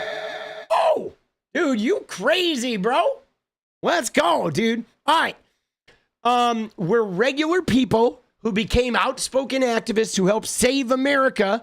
Dude, let's go, SK, $5. Let's go, baby. Oh, we got a fucking, dude, we got like a super chat war going on. Let's go. I love this line, though. We're regular people who became outspoken activists to help save America, right? They're here to save America. And they're not getting paid on the sly from like Russia, like Benny Johnson, or from right-wing billionaires that are funding their shit. They're here to save America, right? We were roped into this messaging exercise without any prior planning or coordination. Again, I understand everyone's anger, because we all want answers and accountability too. In fact, all of us are still calling for the files to be released, just like we did for years beforehand. But for some reason, some people think influencers control the Epstein files. We don't. 8, we can't rewrite history, but we can't help fight to get these files released. I know myself and others will continue calling for accountability for the Epstein pedos, just like we have done for years, except not for Donald Trump, right? If you made it this far, thank you for your time and concern. When I was invited back to the White House 2 months later, I asked about releasing the Epstein files, and he keeps talking about pedo elites, right? There he is. This is this guy, dude. What a fucking clown, bro, right here. Look at him, dude. He is such a clown. My question is about the Epstein files. And a couple months ago, the DOJ released what they called phase 1 of the Epstein files. And they announced that a lot of those files, the remaining files, probably the bulk of the files, are actually in the New York field office. Yeah, but didn't you hear there, 𝗙ecie𝗹𝗹𝗀? There's no list. There's no files. In fact, there's not even a Jeffrey Epstein. There was never a Jeffrey Epstein. That whole thing was just a big mistake, right? We looked it up. There's no listing of a Jeffrey Epstein having lived anywhere in the U.S. So I don't know what to tell you, boss. Jeff who? Jeff Foxworthy? Jeff fucking Jeff Goldblum? Who you talking about? Jeff who? Who? Brian Epstein? You mean the manager of the Beatles? Like, I'm sorry. I don't know who you're done talking about. They requested that they be returned the day after, and some legacy media reports show that not only were those files returned to the DOJ, but that hundreds of FBI agents are going through day after day and getting them ready for public release. Do you have any updates from the DOJ or the FBI on when those files are expected to be released, and also when we might start seeing some arrests of the client list? Sure. I can assure you that the Attorney General and her team at the Department of Justice are working on this diligently. For a specific timeline, I'd have to check in with them, and we can certainly do that for you, Rogan.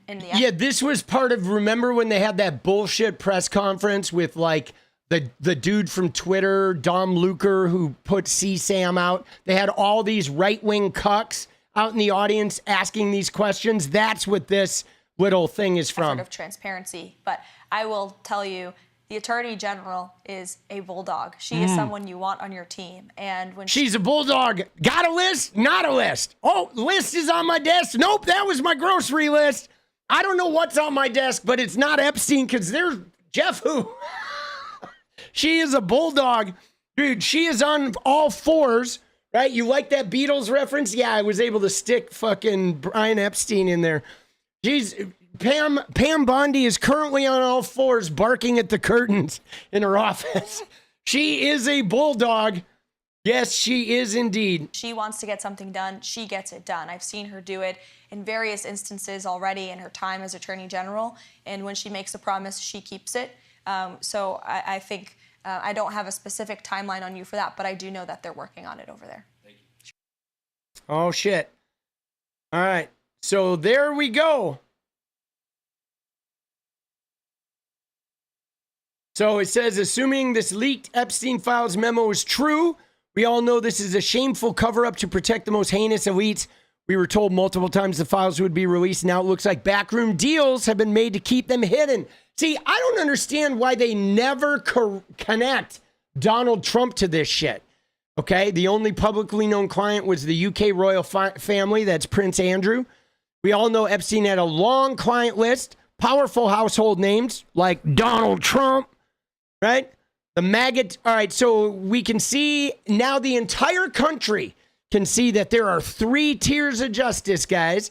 There's the Maga tier, where peaceful Trump supporters get raided by the FBI and thrown in solitary confinement for smearing their shit on the walls of the Capitol, or as he says, protesting a rigged election. Oh, Trumpy.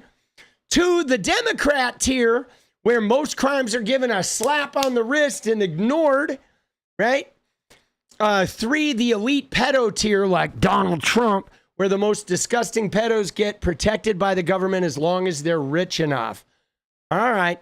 This is unsustainable and stomps a muddy boot on our Constitution and rule of law. Now, here's what's crazy, though, okay, is he ever going to hold the Trump or the Trump admin responsible? It looks like they're poised to throw, they're going to throw Pam Bondi under the bus.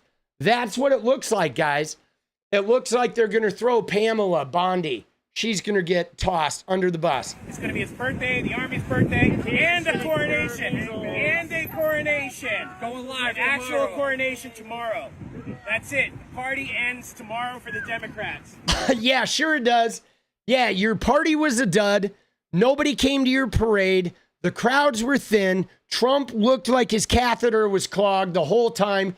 He could barely keep himself from passing out from fucking urine bypass fucking infection, right? The No Kings protest was millions of people countrywide. We shat all over you MAGA shit heels. Trump isn't a king, okay? Abrego Garcia was brought back, right? And by the way, did you notice that little detail with Abrego Garcia?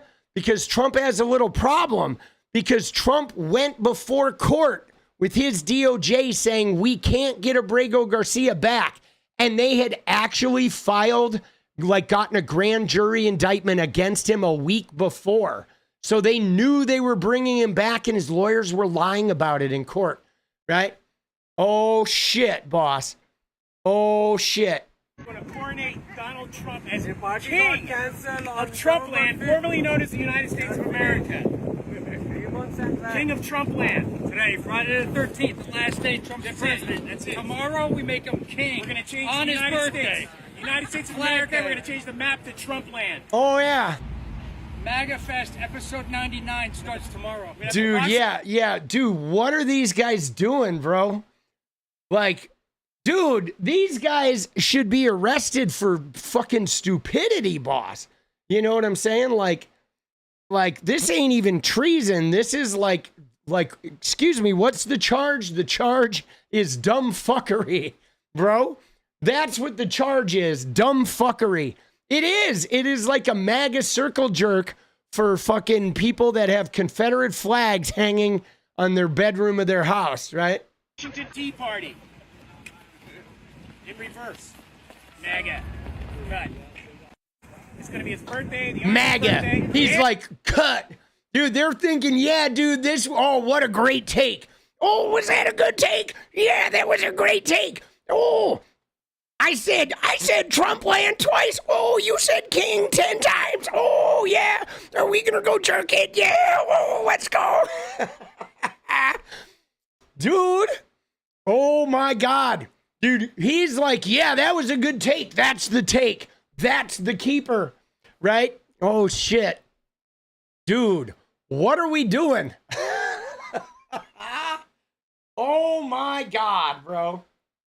Like, these guys are the stupidest fucking people out there, man. Oh my God. That guy actually thought like that was a great take, dude.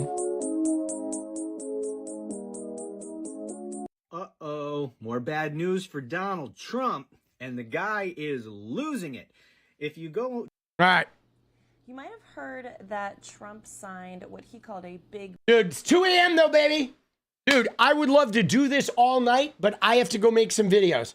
I gotta try and get 2 done. I didn't get 2 done before I went to bed this morning, and then Jenny and I went and saw a movie. We went and saw the new Megan movie.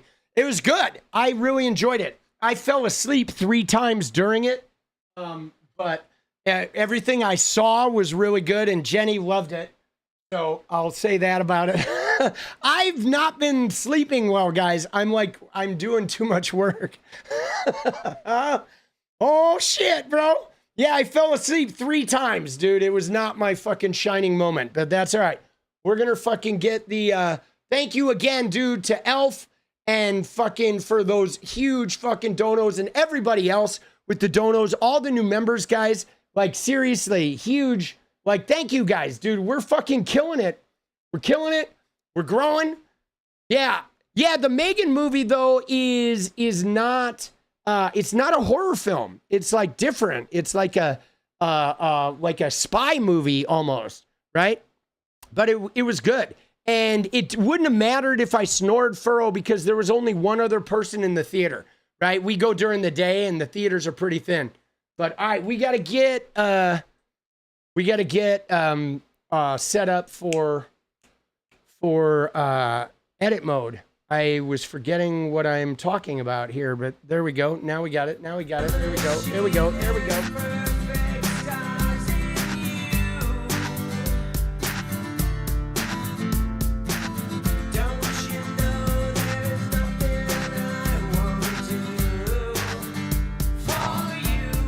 Oh, yeah. Edit mode. Gulf of Mexico to you too, boss. Let's go. Let's go. Dude, Gen X, I'm glad you're here. And I'm glad you're getting a little, like, you know, because, like, I was thinking about this today, guys. I was thinking about how what's different about, like, this channel, right? You know what I mean? Because, like, I look at things because I'm trying to sort of, like, chart our course as we grow. Okay, because you look at like Midas Touch and they're like a news network. Okay, they have a bunch of different hosts and they're like breaking news and some of it is commentary, but a lot of it is like informational, right? Brian Tyler Cohen is breaking news with like witty commentary, but he focuses a lot on the legal and Trump. You know what I mean? And then like, you know, I'm sort of like not really a breaking news newscaster guy.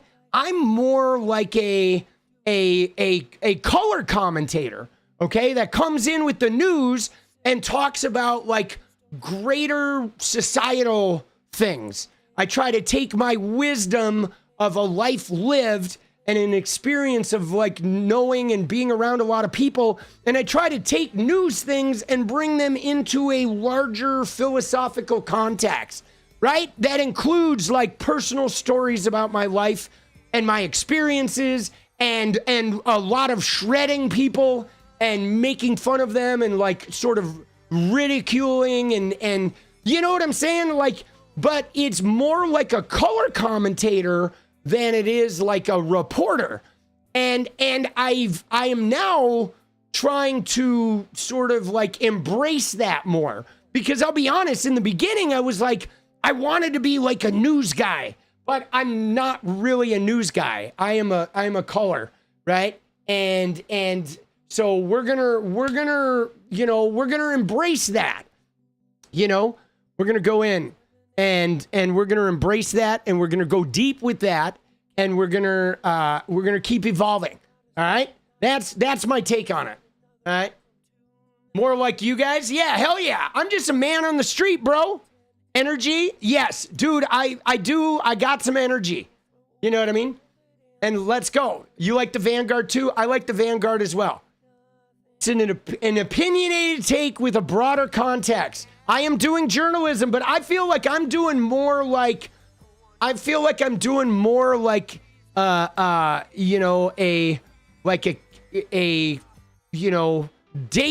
Dateline Inside Edition fucking TMZ hybrid of, as opposed to like ABC World News Tonight, right? I'm more like a little bit gossipy and punk journal. I like that. It is kind of like a journal, but it's a lot more of it is conversational and having, I like the personal stories, right? Like a lot of these guys, you watch them and they deliver the news, but they're not telling you about their own personal stories that took them to their viewpoints and shit. And like, we kind of bring all that together, you know what I'm saying? And I yell a lot too, which I get is like an important part of the process. But let's go, baby. Oh shit, the dance party? Yeah, me too. All right. There is a good tagline in there somewhere. We'll find it.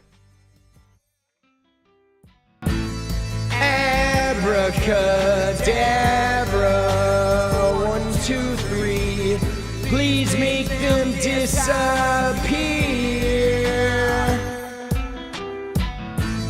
Whatever happens, promise me you won't leave me here.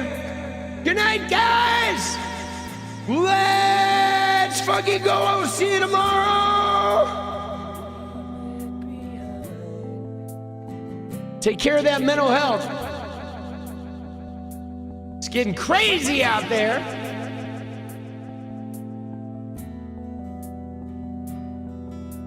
Leave it behind.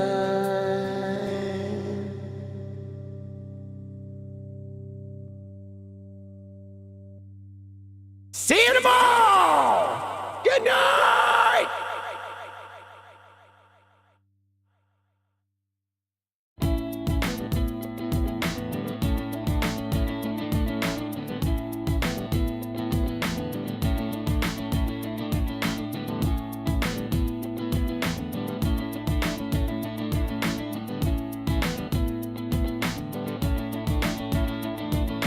Paint away day and night, 6 hot, so I'm okay.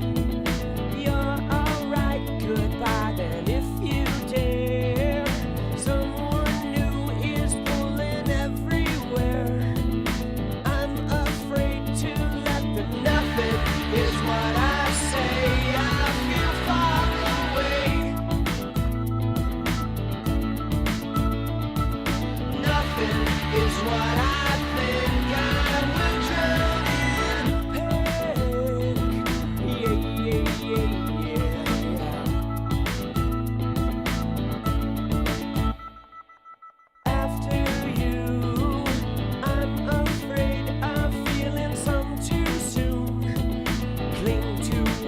your